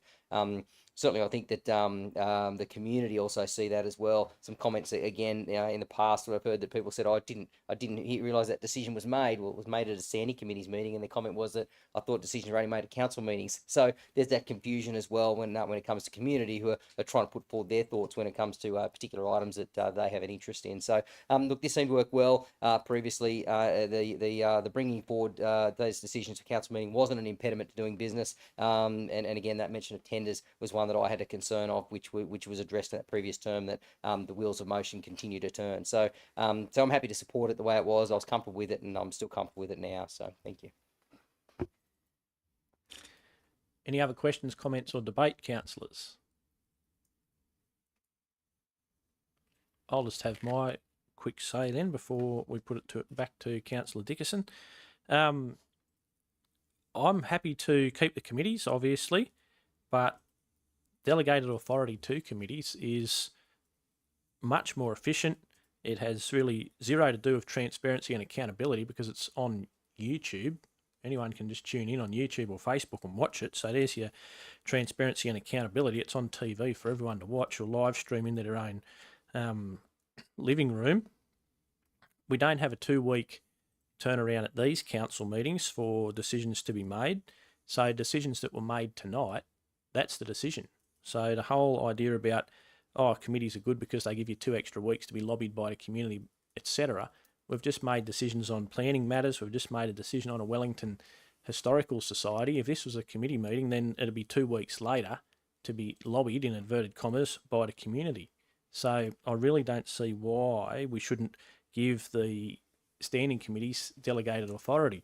They had that 2 councils ago, and it's just far more efficient for that to occur. And it's really just doubling up. The committees are just like a dry run then for the council meeting in a fortnight's time. So then we get to go over it all again, drag matters out, debate them again for a second time when we could just do it in one go. I just don't understand why we wouldn't want to do that. So I will foreshadow, since no one else has, I'll foreshadow from the chair an alternative motion should this be voted down that would be the same except that we give standing committees delegated authority. Thank you. On to the next, we've got more comments. Councillor Richardson. Thank you, Mr. Mayor. I actually just have a question. So if you're not going to give the standing committees the power or the authority to vote or to pass a motion at the time, what's the point of having them? Thank you. It does seem that way. Maybe the CEO might like to answer something like that, or I could do it. Get you to repeat the question. You just caught me as I was asking a procedural question of my colleague to my right. I do apologise. I was just actually asking if you're not going to give the standing committees authority to pass like motions, what's the point of having them? Thank you, Mr. Mayor, Councillor Richardson. So last term there was a good discussion, and there were 8 very new councillors. So the discussion we had in a workshop is what I'll refer to there. My recollection of that discussion was that the standing committees allowed for councillors to explore an issue, given there are so many different services and regulations that people in their normal working lives who have just become councillors wouldn't have been exposed to. So that was that logic there. So you can explore. There are looser rules of debate at a committee. You're not limited to one statement, for example, and what have you. So there's an ability to be, and so indeed from a staff perspective, you can put something to a committee because there's, I guess, less certainty about a staff position. So you can explore that more deeply, and then a decision gets made in 2 weeks' time at a council meeting. So that was the logic during the last term. Again, some councillors, there's a significant range of what councils individually do. So some do have 2 council meetings a month, for example, to get that tempo. Others don't. They might have just 1 council meeting a month. So it is what suits the elected body. Anything further? Councillor Richardson? Yeah, heard it. To me. Councillor Ivey? Thank you, Mr. Mayor. Just my observation, perhaps as an answer to the question that Councillor Richardson raised, is what is the point of the standing committee?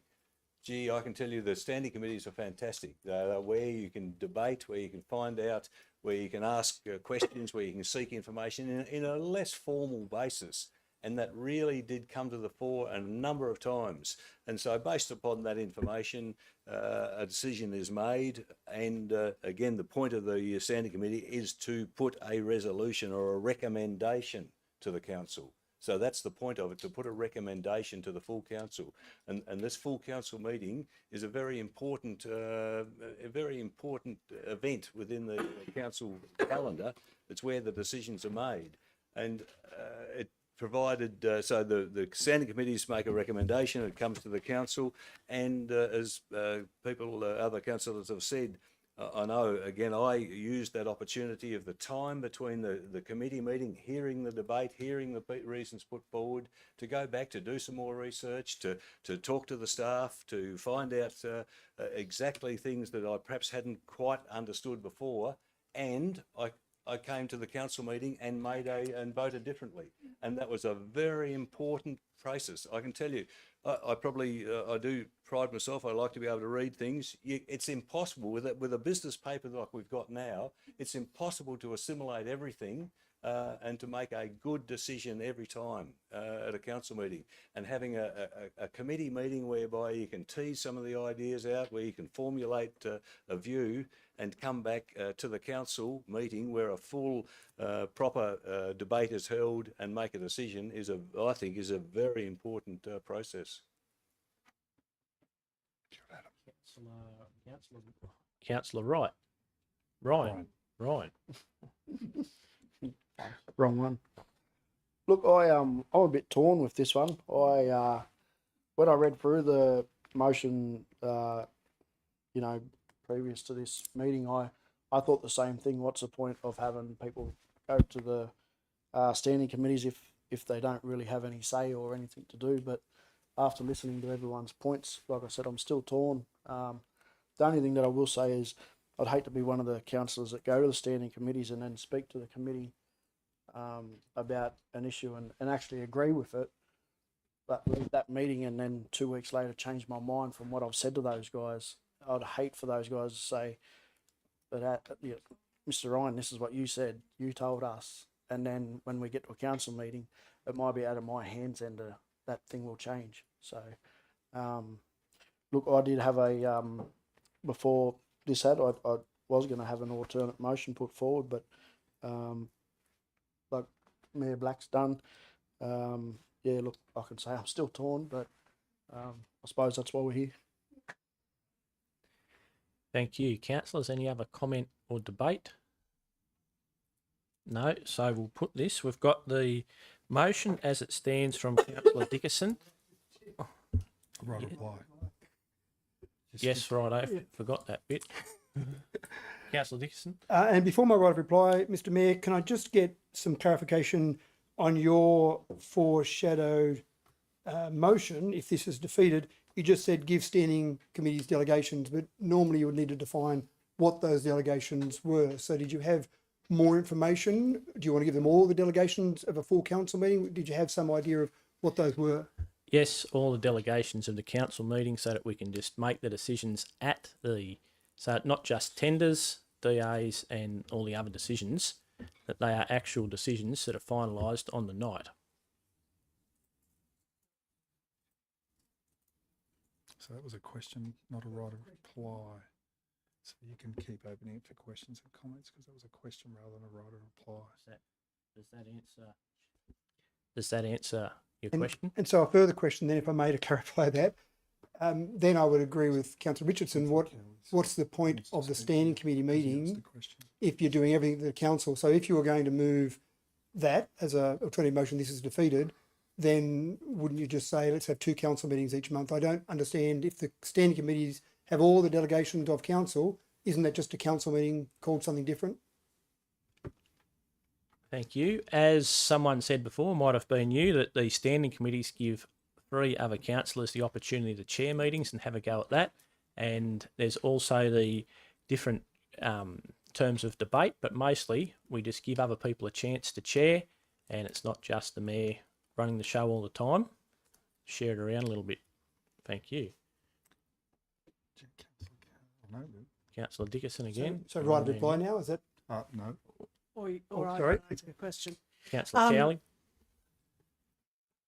As a rookie councillor, this is probably just one of the many rookie questions I'm going to ask.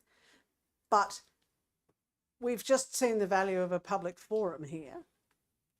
If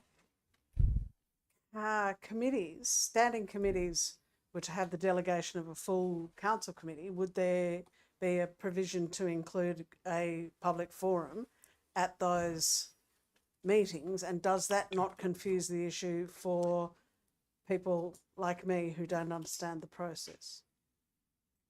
There's the forum at the committee meetings at the moment.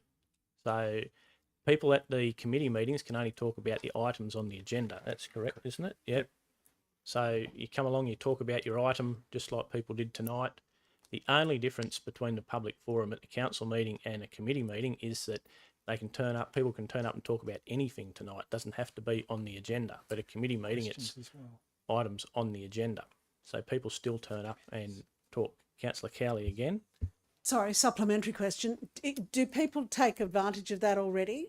Is there a robust public forum at these council, at the committee meetings? Hit and miss. CEO. Then I would say that it's unusual these days to have a robust public forum unless there's a very juicy topic for discussion. Like, so if people are interested in a matter that is an agenda item, they will turn up. It is hit and miss, as the mayor says, in terms of numbers, I'll say, and interest. Any other questions or debate, councillors? Before we go back to Councillor Dickerson for right of reply. Thank you, Mr Mayor. So a few points that I'd like to pick up there that were discussed during the debate there. I mean, someone asked, what is the point of the standing committee meetings? We may as well say, what is the point of democracy? The point of standing committee meetings is that we get a chance to get the decisions right. And if that means it takes 2 weeks longer, if that means it takes a few extra hours from councillors to get the right decisions, remembering that you make a council decision. We made a council decision tonight on a DA that had been discussed for some length of time before it finally got to this point. That's the decision of council now. I hope we got that one right. Gee, we all did the research and made sure we got there. An extra 2 weeks, is that really what this council wants to be known for? I'm actually very worried about the efficiency angle that some councils are talking about in terms of putting aside the right decisions, putting aside transparency and accountability for efficiency. We haven't got many decisions that we can make. The 11 of us can make only a few decisions about council, and we want to be quick, we want to be efficient, or do we want to be right? Do we want to be accountable? We want to walk down the street and say, I thought about that decision, I had a couple of weeks extra, and I got it right. Now, that person might be happy with it, but you feel confident in your mind that you got that decision right. 2 weeks. That's what it cost us to get that decision right. Wow. But we want to be efficient. So I'm very concerned about this council being known for efficiency at all costs, including the loss of accountability, transparency, and what the heck, democracy, throw that in there as well. So that certainly concerns me. We've got certainly the concept of having the delegation to standing committees. If that was where we're going, if this gets defeated, I'll certainly take forward a very unusual role of the mayor to put forward a foreshadowed motion. I'd certainly be arguing for 2 council meetings a month, because remembering that these are council resolutions. Now, we've talked about committees being a training ground for councillors. So next thing you know, we're going to have an important decision made on a DA, on a historical society, with maybe a chair that isn't as experienced as the mayor might be. Mayor sits at the council meeting because the mayor's got the experience and the confidence of the rest of the councillors. So you have more confidence that the right decisions are going to come about, not someone that's in training. A big decision comes to the first committee meeting and that person really doesn't chair that meeting right because they're training. And that's fine to train and learn, but wow, you've got some big consequences. Remember, someone said to me one time, this is an important decision of council. I said, no, every decision of council is important to someone. It might only be important to 5 people or 5,000 or 50,000, but don't we want to get them all right?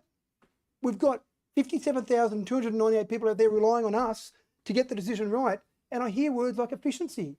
That worries me if this is what this council is known for. Let's get the decisions right. Let's have those standing committees. Let's discuss it. Let's debate it. Let's throw it around. Let's talk to each other in between meetings. Let's talk to the public and then come back and get those decisions right every single time, which is probably going to be hard, but as often as we possibly can.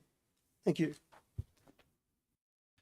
Thank you. So we've got the motion by Councillor Dickinson on the books. We've got the foreshadowed motion by myself, which is the same except to give standing committees delegated authority.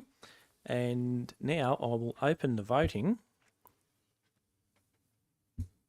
Please vote away.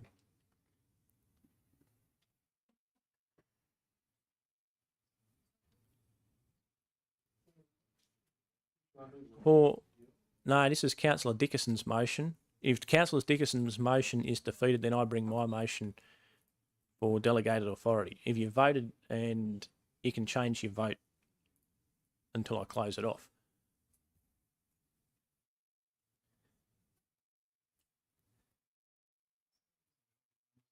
We've got 8, 2 to go on my one. Yours goes faster than that. Yeah, you've still only got 8. Okay. Yeah, that's it. 1 left.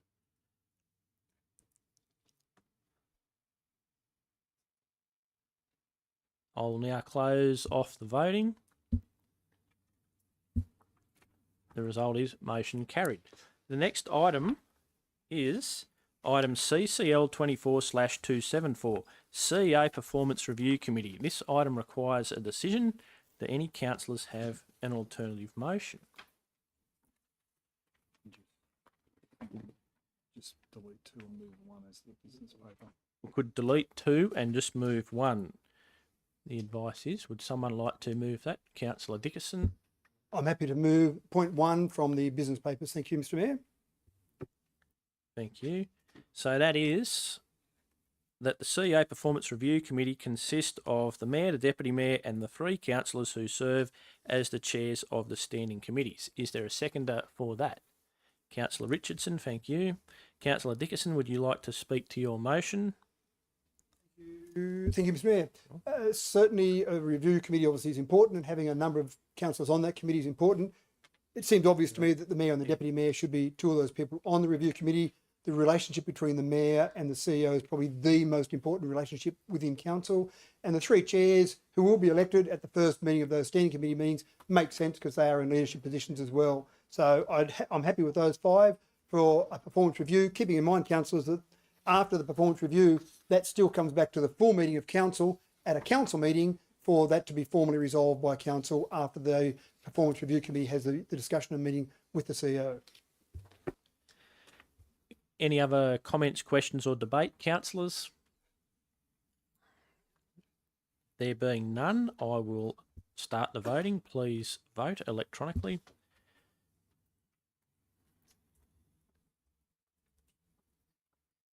I'll now close the voting. Motion carried. The next item is item CCL 24/275, disclosure of interest returns. Can I please have someone move the report of the Manager Corporate Governance? Councillor Chowdhury and seconded by Councillor Wright. Councillor Chowdhury, would you like to speak to that motion? Mayor. Thank you. Any other questions, comments or debate, councillors? There being none, I'll open the voting on that. Councillors, please vote.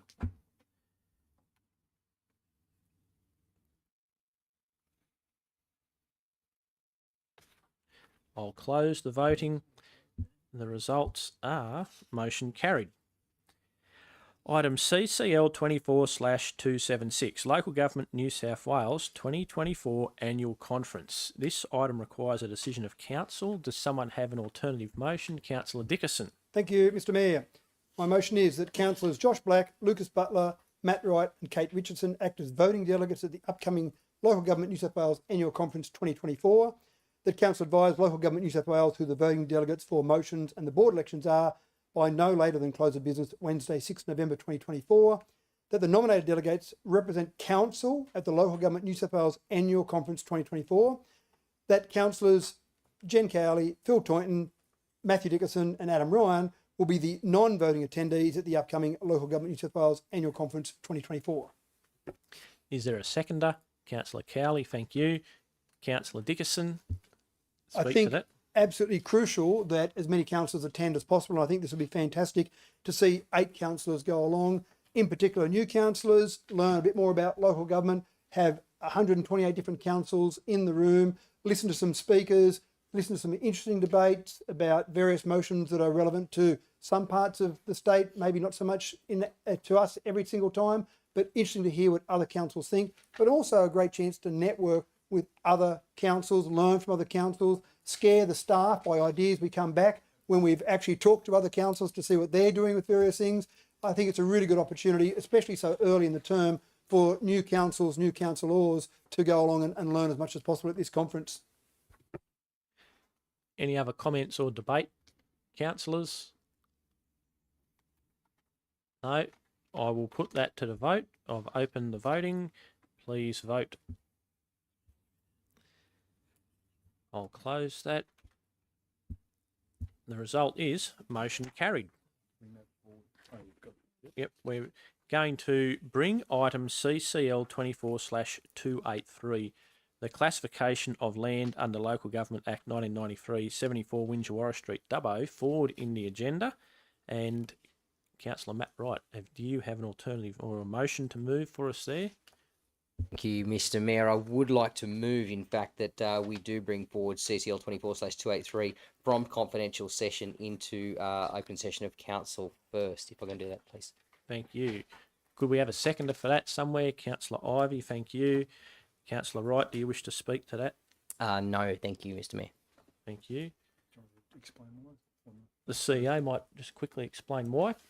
Yeah, so councillors, just a reminder that we received notice late this afternoon that we'd come to terms, we'd exchanged contracts. So before that was still settled. We had reached settlement with the property, and until that time it was still treated as confidential, but given there was legal matters under consideration. That's been completed, so it's the requirements of the Act. We only keep things confidential that need to be confidential, so there's no reason now for this to remain in the confidential session of council.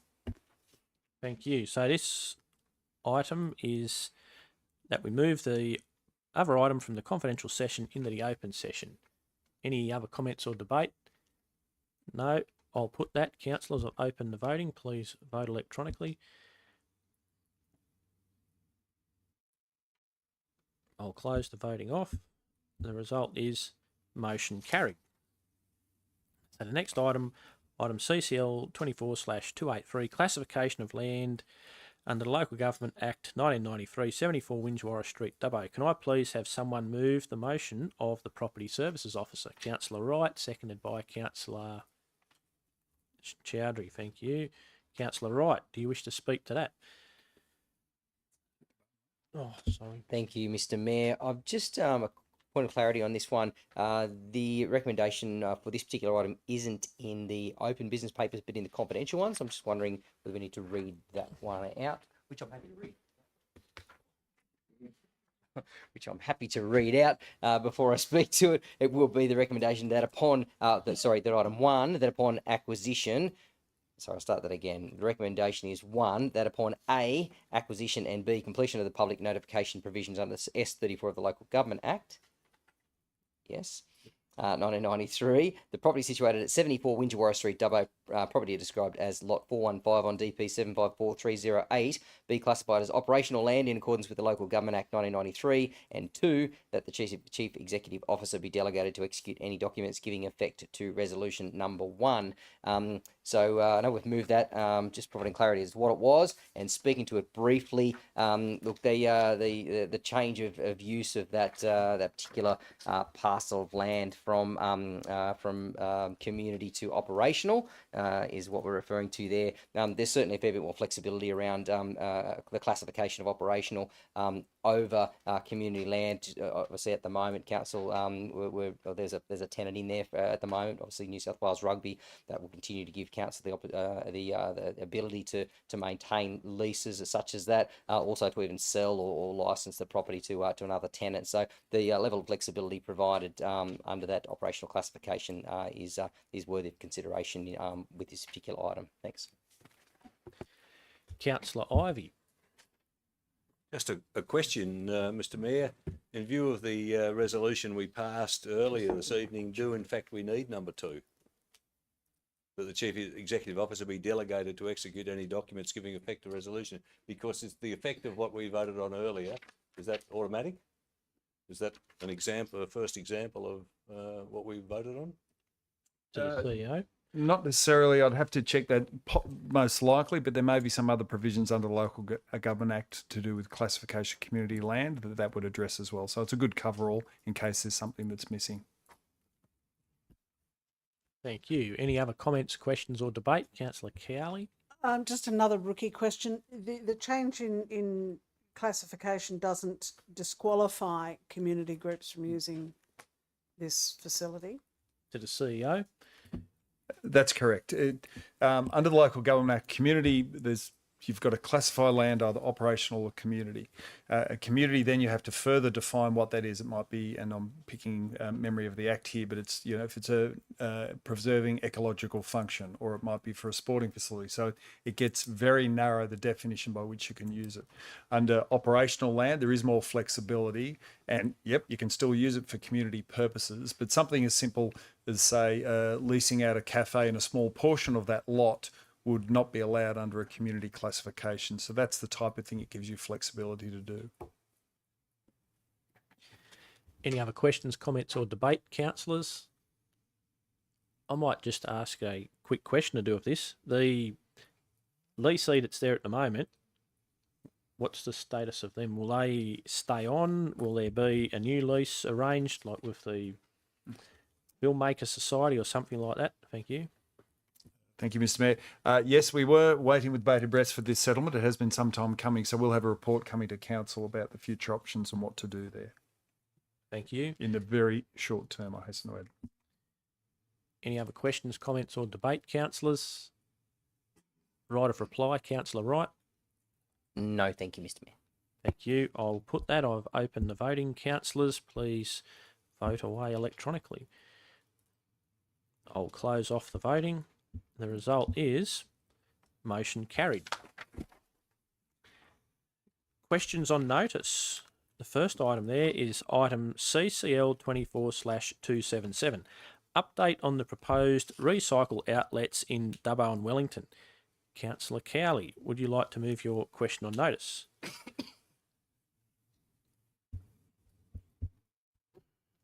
Yes, getting weary, I would. And in the interest of brevity, I'll just simply take it as read, but thank Council for the answer. Righto, hang on, we'll get a seconder. It's moved, Councillor Cowley, seconded, Councillor Chowdhury. Councillor Cowley, you're back on.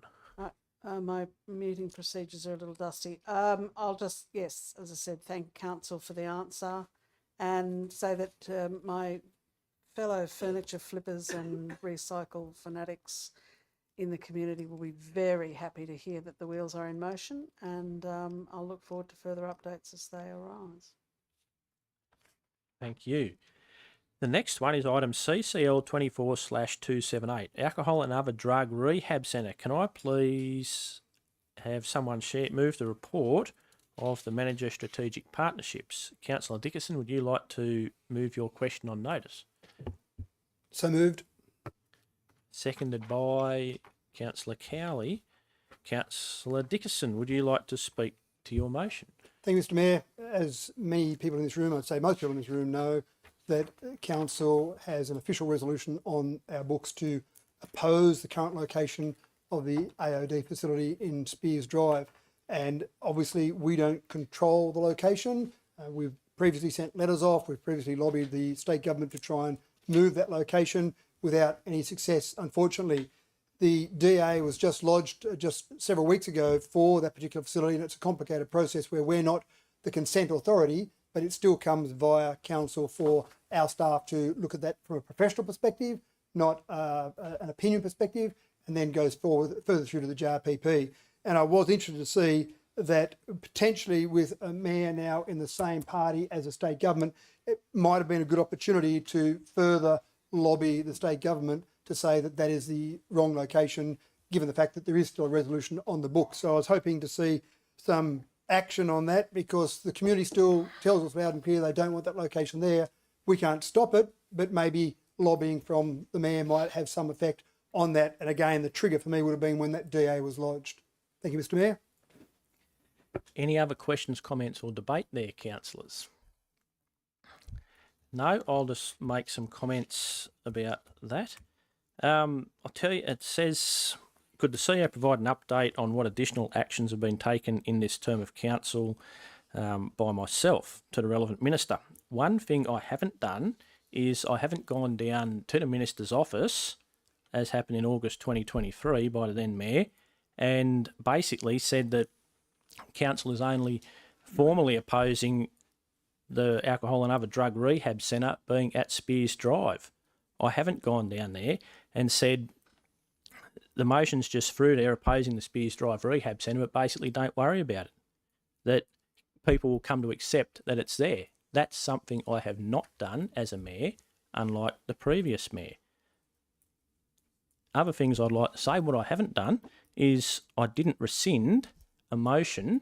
Now, the councillors that voted for that, which Councillor Ivey, Councillor Wright, former Councillor Goff, their rescission motion voted for by the former Mayor, Councillor Dickinson and Councillor Chowdhury, that offered a parcel of council-owned land for the rehab centre to be assessed and then possibly moved away from the Spears Drive, right in the heart of a residential estate, existing residential estate, to pull the rug out on the Thursday night when a report by Dr. Kerry Chant was being delivered to the minister on the Monday morning, the following Monday morning. Once that was rescinded by those councillors that I just mentioned, including the former mayor, Councillor Dickinson, that was really the last chance to move this rehab centre. We've heard from the Western LHD CEO, we've written to the minister, people have been down to the minister's office and they've told the minister's senior staff that council only formally opposes the rehab centre being at Spears Drive, not to really worry about it. So once the time for moving it has really come to an end, and that really happened once the offer of land was rescinded. That is the truth. Anything other than that is just to have a look a bit closer to home for a few people there, really. One other note is that because of the cost of the land having to be purchased by New South Wales Health rather than provided by the council, as had always been talked about, was that the number of beds has been reduced from 23 down to 16, principally because of the cost of having to purchase a block of land. So that's something for the community to realise as well. The reputational damage to council from offering a block of land for a rehab centre and then taking it away twice is probably incalculable. Thank you. Councillor Ivey, next up. Thank you, Mr. Mayor. Just to correct a couple of things that you said there. The rescission motion was because, in actual fact, the CEO, Western Director of the LHD, Western LHD, basically none of the council land had was suitable. And so there was no point in council saying we could offer some land because we couldn't. We didn't have any land that was suitable. So that was the reason for the rescission motion. It was it was almost a no-brainer.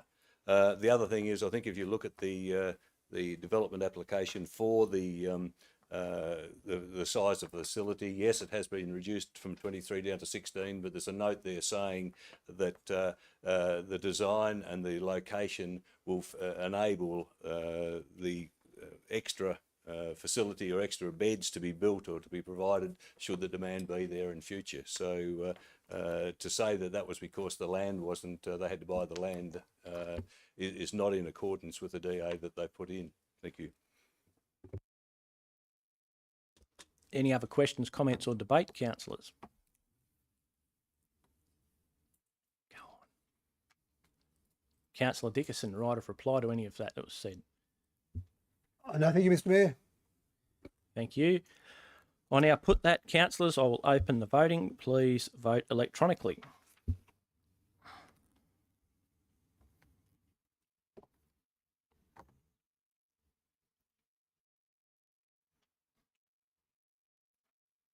I'll close the voting. The result is motion carried. The next. I don't remember if we voted for Councillor Cowley's tip shop question on notice. Oh, didn't we? I think we missed that one. Oh.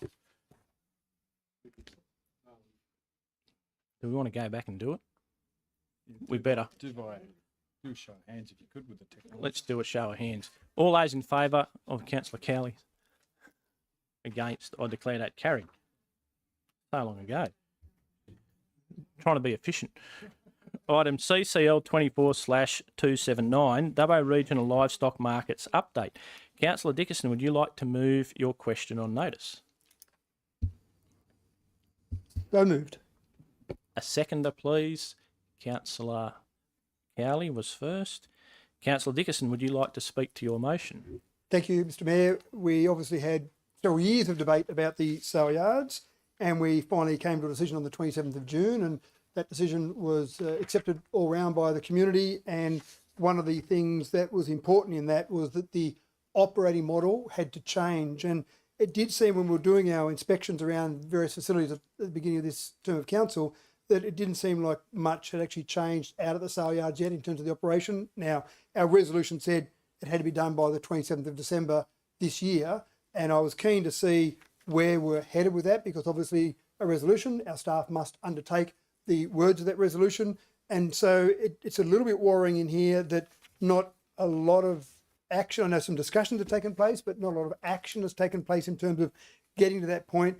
And the part that was a bit of a concern was talking about the fact that it might need a report coming back to council to potentially extend that time frame. So I'd ask you, Mr. Mayor, to impress upon the CEO the importance of getting this done as per the resolution of council and not letting it bleed out in terms of time, because we know some of the advice we got was that the operating model of the sale yards wasn't ideal, and a 6-month time frame seemed like a reasonable amount of time to get a new computer system in to basically have us control that and the staff to be able to control that. In fact, the staff that are there may be quite happy to not keep working for their current employer and come across to council. So we went through all of that process, those years of discussion and debate. I'd hate to see it stall now once the decision's made and it's continuing on. And again, I know it says in there, it may not be done by the end of the year, but I'd still like to see it done in line with that original resolution of council within that 6-month time frame. Any other comments or debate, councillors? There being none, I'll put that. Voting is open.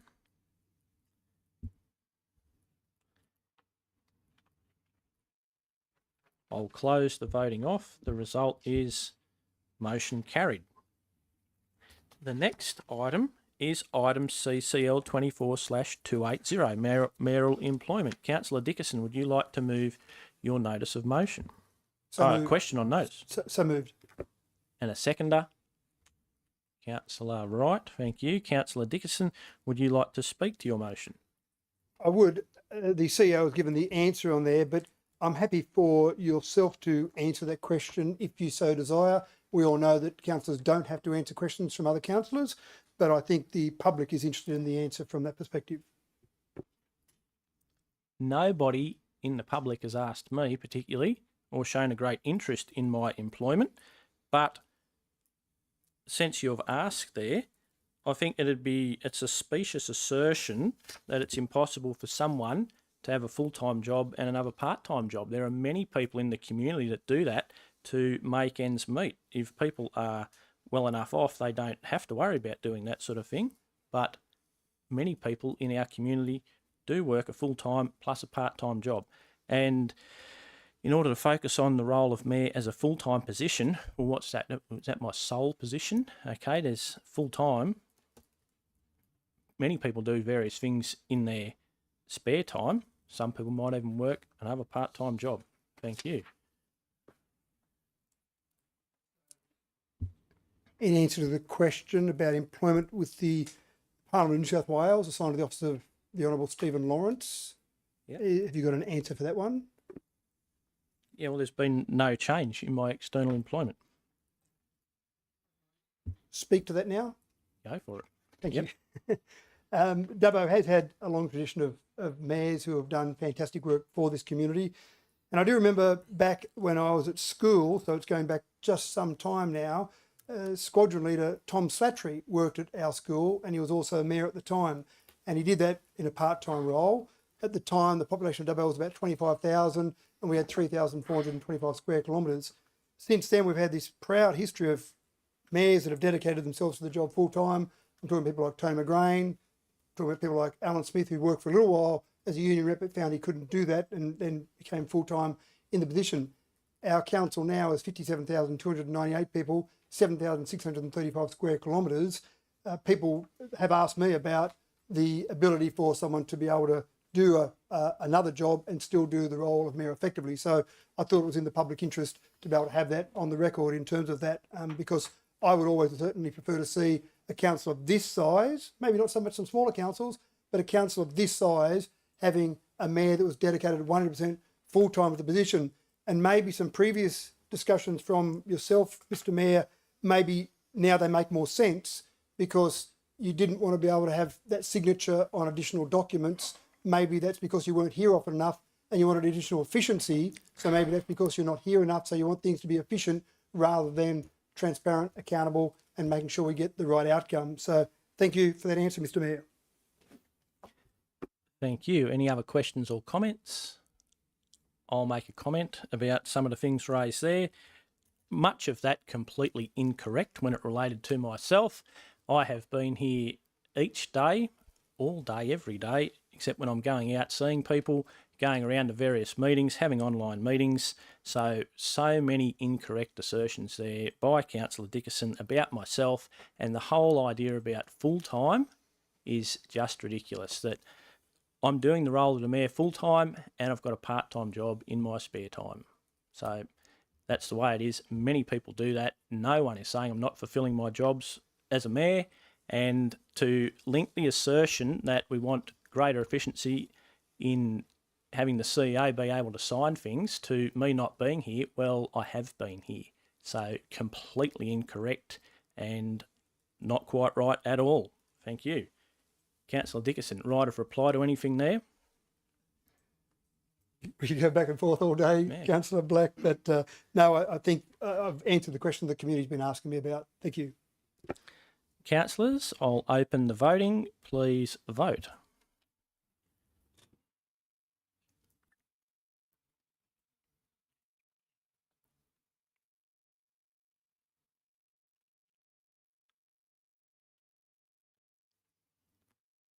I'll close the voting off. The result is motion carried. The next item is item CCL 24/281, Duke of Wellington Bridge. Councillor Ryan, would you like to move your notice of motion? Yes, Mr Mayor, the way it is stated. Thank you. A seconder for that, Councillor Chowdhury. Councillor Ryan, would you like to speak to your motion? Yeah, look, I just wanted to ask the question, what's happening with the Wellington Bridge, the Duke of Wellington Bridge, better known as a low-level bridge, since the floods have, obviously destroyed it. I just wanted to know if there was an update of what's happening and if the facilities around it are still going to be upkept, because it looks like they're just being forgotten about. Thank you. Any other questions or debate, councillors? There being none, we'll put that motion. The electronic voting is open. Please cast your votes. I'll close the voting. The result is motion carried.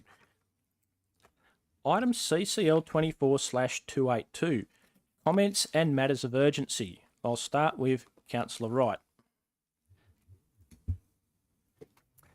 Thanks, Mr. Mayor. Just a couple of things. Tomorrow night, the Dubbo Chamber of Commerce, sponsored by SJ Shooter Real Estate, have their Rhino Awards tomorrow night. Their business awards. It's their annual event. It's their showcase event, and it does showcase business excellence in Dubbo. I know they'll have around 300 or 400 people there tomorrow night again. So it's a significant event for both economically in Dubbo, but also a great way to celebrate business and the successes that we see in business in the city. So good luck to them, and good luck also to all the finalists in those categories tomorrow night. So I know a number of the councillors, my fellow councillors, will be there tomorrow night. So I'll celebrate with them.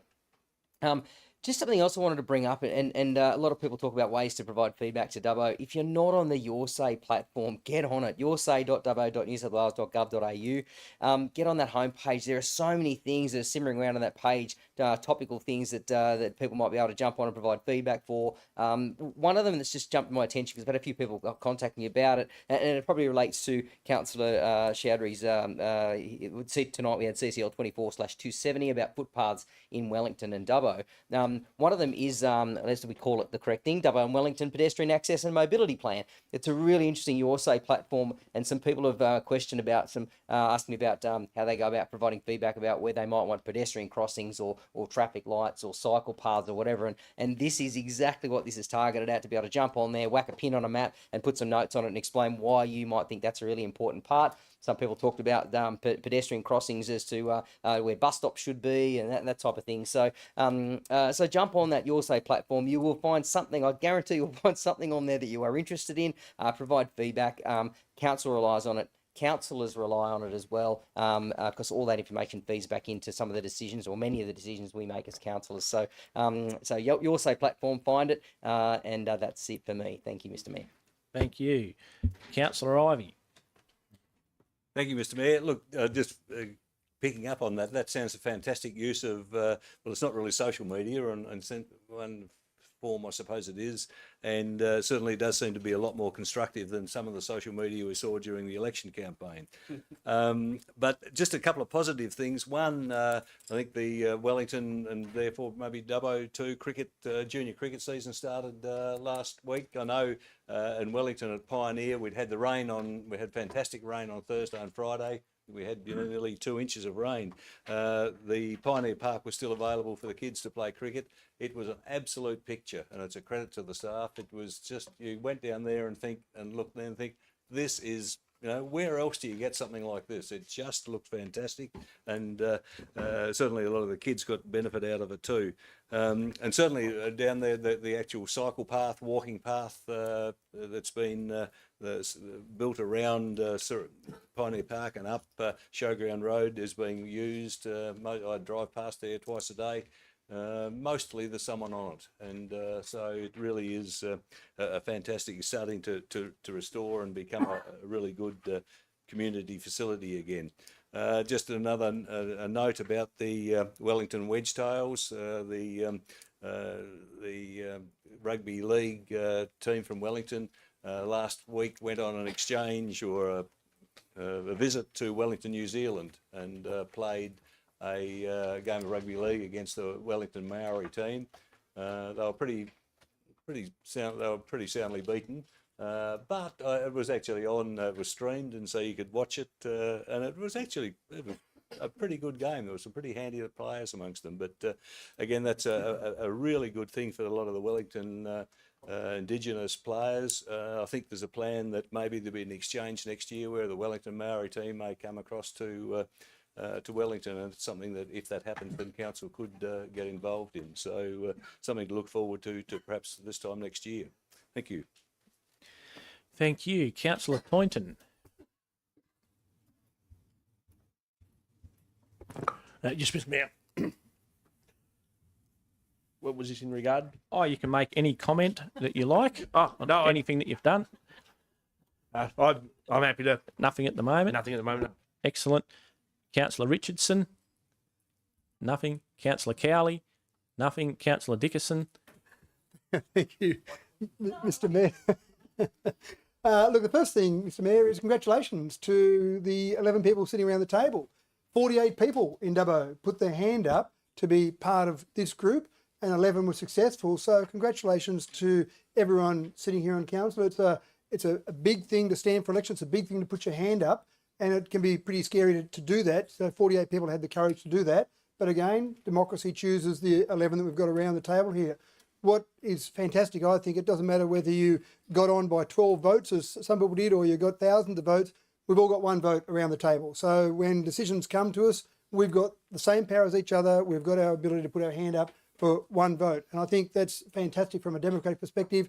I've been impressed with all the councillors, what they bring to the table. I do want to thank the staff for the induction program, 6 days. You did warn us that you'd be making us drink from the fire hose, but I think the induction, even for someone, this is my 5th term of council now.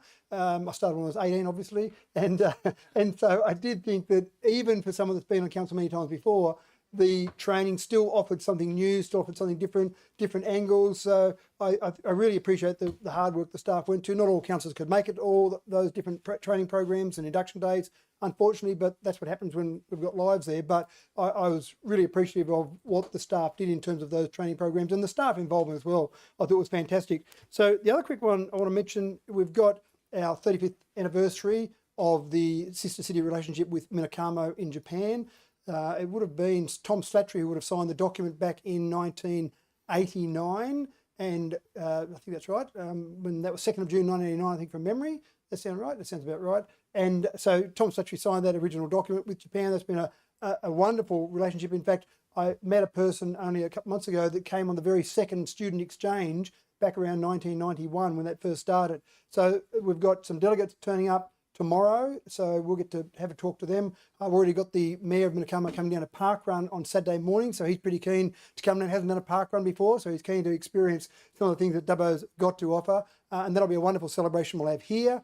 And then in a week's time, the Mayor and the Deputy Mayor couldn't make it. Unfortunately, it would have been good to see them there, but maybe they had work commitments they had to make it to instead of being able to go and represent Dubbo. But myself and Councillor Ivey will be going over to Japan to represent Dubbo at the 35th anniversary that they're having, but it's also the 70th anniversary of Minakamo being declared a city. So it's actually 2 celebrations at the same time. It'll be a very big weekend over there. Councillor Ivey hasn't been to a city in Minakamo before, so he's pretty keen to go there.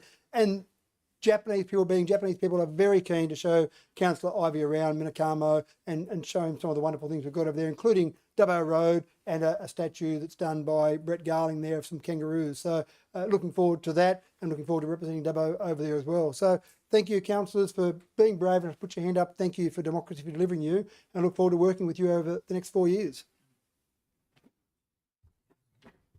Councillor Ryan, anything, comments? Nothing. Councillor Butler? Yep. Yes. Yeah. Just speaking to the comments and matters of urgency, just a question to the councillors. I received an email yesterday. Comment? Sorry? Comment, not a question. Oh, okay. Comment. Yeah, comment. I received a comment. I received an urgent email. Is that the good way of putting it? To put it in a comment. Yep. From Port Hedland Council, stating that they'd moved a resolution from 5 to 4 that the nation be warned of the vaccine damages, particularly the high levels of DNA, which were 145 times the allowable limit. This has resulted in many people getting affected and everything from maybe heart and blood blockages to neural issues. So they've actually, apparently their resolution was to send every councillor in the nation and every council, and also letters to the Prime Minister and to the Ministers of Health and Honourable Mark Butler, to basically sound the alarm that whilst the TGA is trying to, how would you say, mollify that the research done by Dr. Spiker in particular, who is the Canadian virologist, who did the examination of the DNA vials in Australia and found them to be above allowable limits, raising the concern that this causes the suppression of the cancer fighting cells. And I myself had a friend this year who pretty much died from turbo cancer. He presented with feeling not so well, and I think it was 5-6 months later we buried him. And so I think the angle that they're taking, and this is why it's under matters of urgency, is that it is a safety issue, and as a council we can alert people such as our medical facilitators and people in those medical fields. And yeah, so if councillors, if you receive the email, then please give it serious consideration. The research that helped the councillors in Port Hedland was particularly a Dr. Daglish, who presented quite a convincing case that that there is a problem with the vaccines, that they are actually hurting our people in Australia, and that the TGA unfortunately appears to be, for some reason, not willing to engage in that science, which is actual professional science from a global level. So if I could just put that to you as a matter of urgency, I'd thank you for your consideration. Councillor Chowdhury. Thank you, Mr. Mayor. I would like to really congratulate all of my fellow councillors been elected, and I'm looking forward to work with you all for next 4 years, and hopefully will be one of the best team delivering all the job for the community. I also shout out to last weekend Oriscon. They had a big multicultural event, and it was from the midday to 9 o'clock, and they shown their capacity with the right partnership, the way they delivered the big event. And also, like, I would like to shout out to that Minekamo delegates. They've been they are here, and I'm looking forward to catch up with them, because I've been with Councillor Ivy and Councillor Wright. We've been in Japan, and we have seen their hospitality and the care they done. They look after for us. So I'm looking forward to see them, and hopefully we'll have a very good relation ongoing. Thank you. Thank you. I'll just make a couple of quick comments. I had the opportunity to attend the University of Sydney medical students versus the hospital staff charity cricket match at Number 1 Oval last Sunday. That was a good time there, and plenty of money raised, and a lot of fun had. And also the over 60s cricket that was in Dubbo during the week prior to that, Division 1 and Division 2. They got all the games in, didn't get too rained out, which was great. The cross-cultural carnivale that Councillor Chowdhury mentioned there was a really good afternoon, met heaps and heaps of people, and the fireworks that night were fantastic. The Minekamo delegation coming to Dubbo, something to look forward to. It was 2011 when I went over there as a chaperone on the Sister City Exchange with 8 or 10 kids and another school teacher, so that was great. And it's important not to assume that all councillors have the financial means to just go overseas at the drop of a hat, to be fairly understanding of others' financial situations, and that we don't all have as much money as each other. And I will be in Dubbo working hard for the LGA when a few councillors go over to Minekamo. Thank you very much. Confidential items now. Under Section 10A of the Local Government Act, the next items being, we've done that one, the next item being CCL 24/284 has been identified as likely to be discussed in a closed session of council. Can I now have someone move us into confidential session to deal with the item, confidential item? Councillor Chowdhury moved, seconded by Councillor Right, thank you. We've had no applications from members of the public to make their representations regarding whether the meeting should be closed to the public. Do any members of the public in the public gallery have any comments to make regarding the proposal to hear the item in a closed session of council under section 10A4 of the Act? No. Councillors, any questions or debate? Councillor Chowdhury, just come back so you can vote. Yeah, I'll stay out there. I'll now Step out of the room. I'll now open the You can come back at the very end.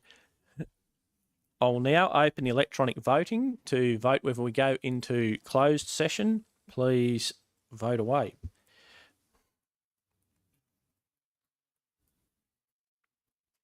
I'll close the voting. Motion carried. I declare the motion carried. We will now move into closed session, the time being 9:15 p.m. The streaming will now be turned off and any members of the public will be asked to leave the chamber. The chamber will be reopened and the live stream restarted after deliberations on this matter with the resolution to be made public. Please stop the web.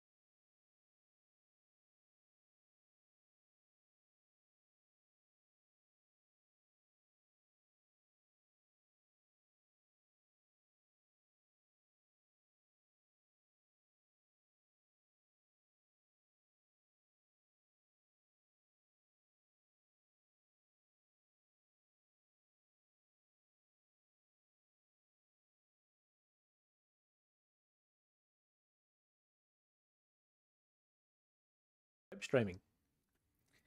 The council returns to open session at 9:22 p.m. Welcome back.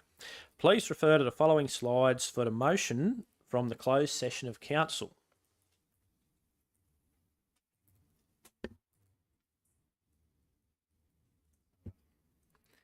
There are no further items for consideration of the ordinary council meeting, and I declare the meeting closed, the time being 9:23. The web streaming is now being completed. Thank you for your attendance. Please stop the web stream.